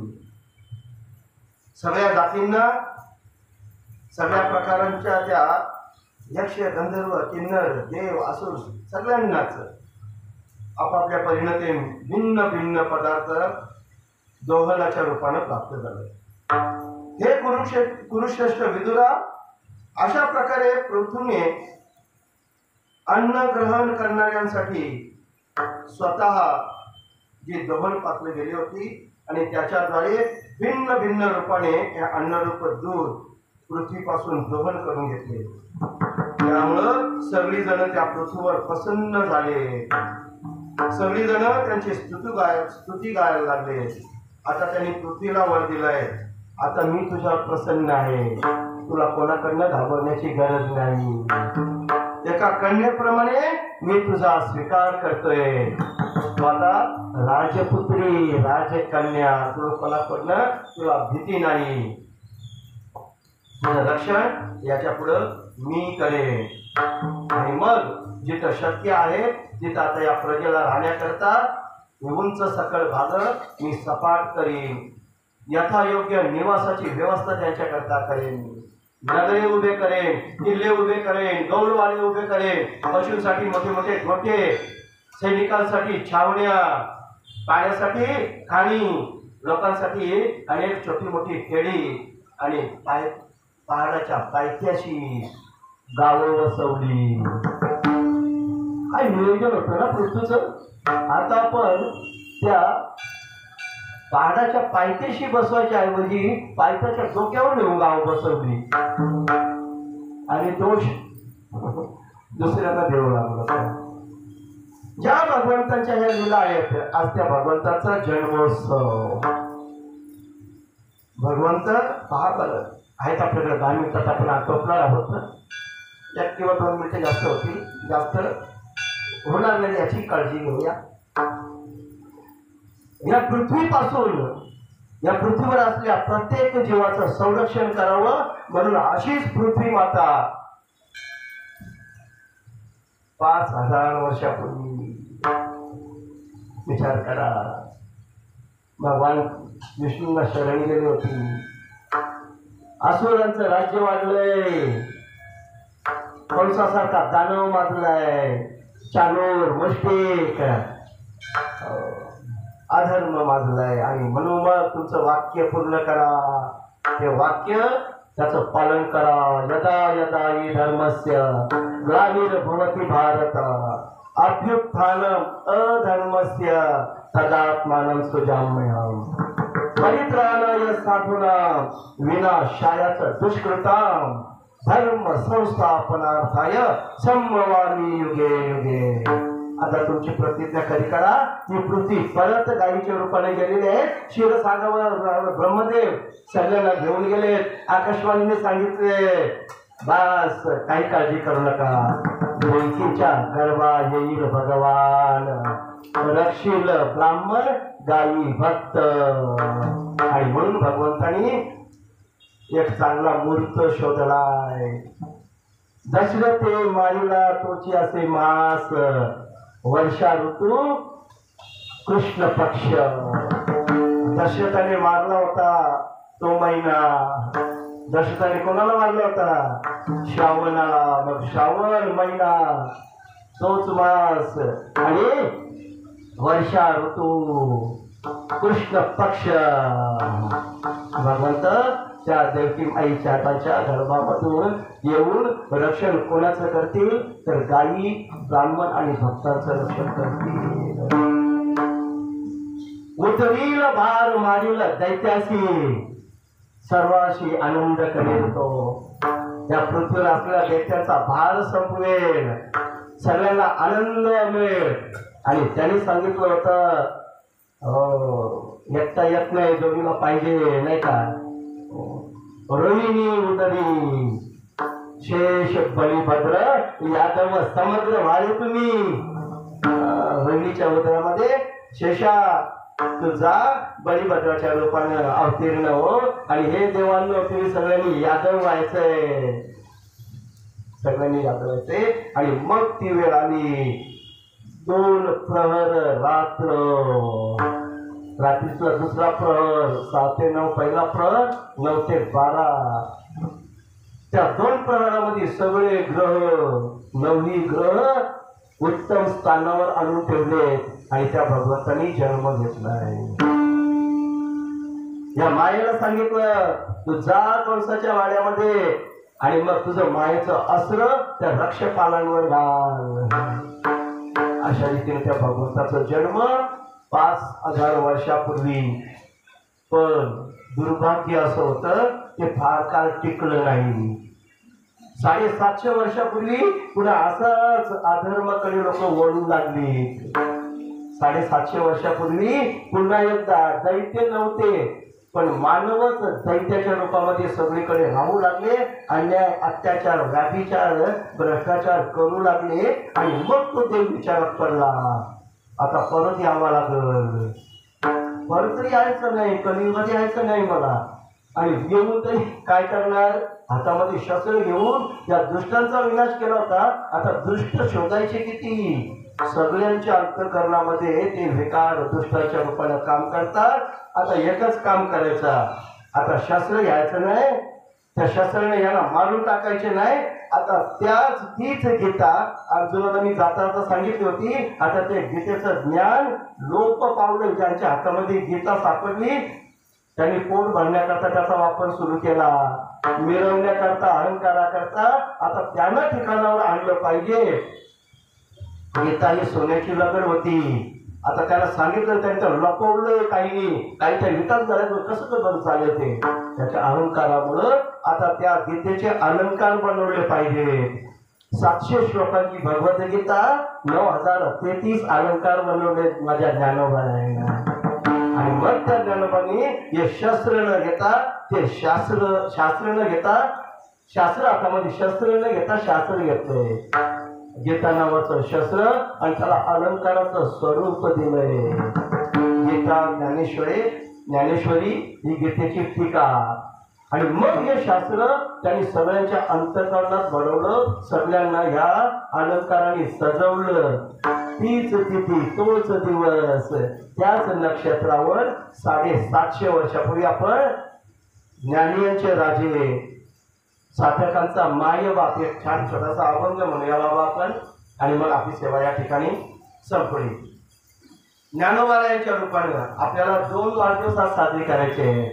माझ्या ज्ञानोबारायांना विसरून चालणार नाही, कारण ते लोपलेलं ज्ञान प्रकट करण्याकरता आणि या सगळ्याचं जीवनमान सुधारण्याकरताच त्यांनी जन्म घेतला होता. आणि अशा रीतीनं ज्ञानोबारायांनी पुन्हा एकदा 750 वर्षापूर्वी जन्म घेतलाय आणि आपल्यासाठी ते इथे आलेले आहेत.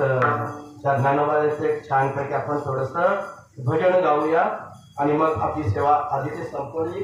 आरतीची ताटं तयारच आहेत.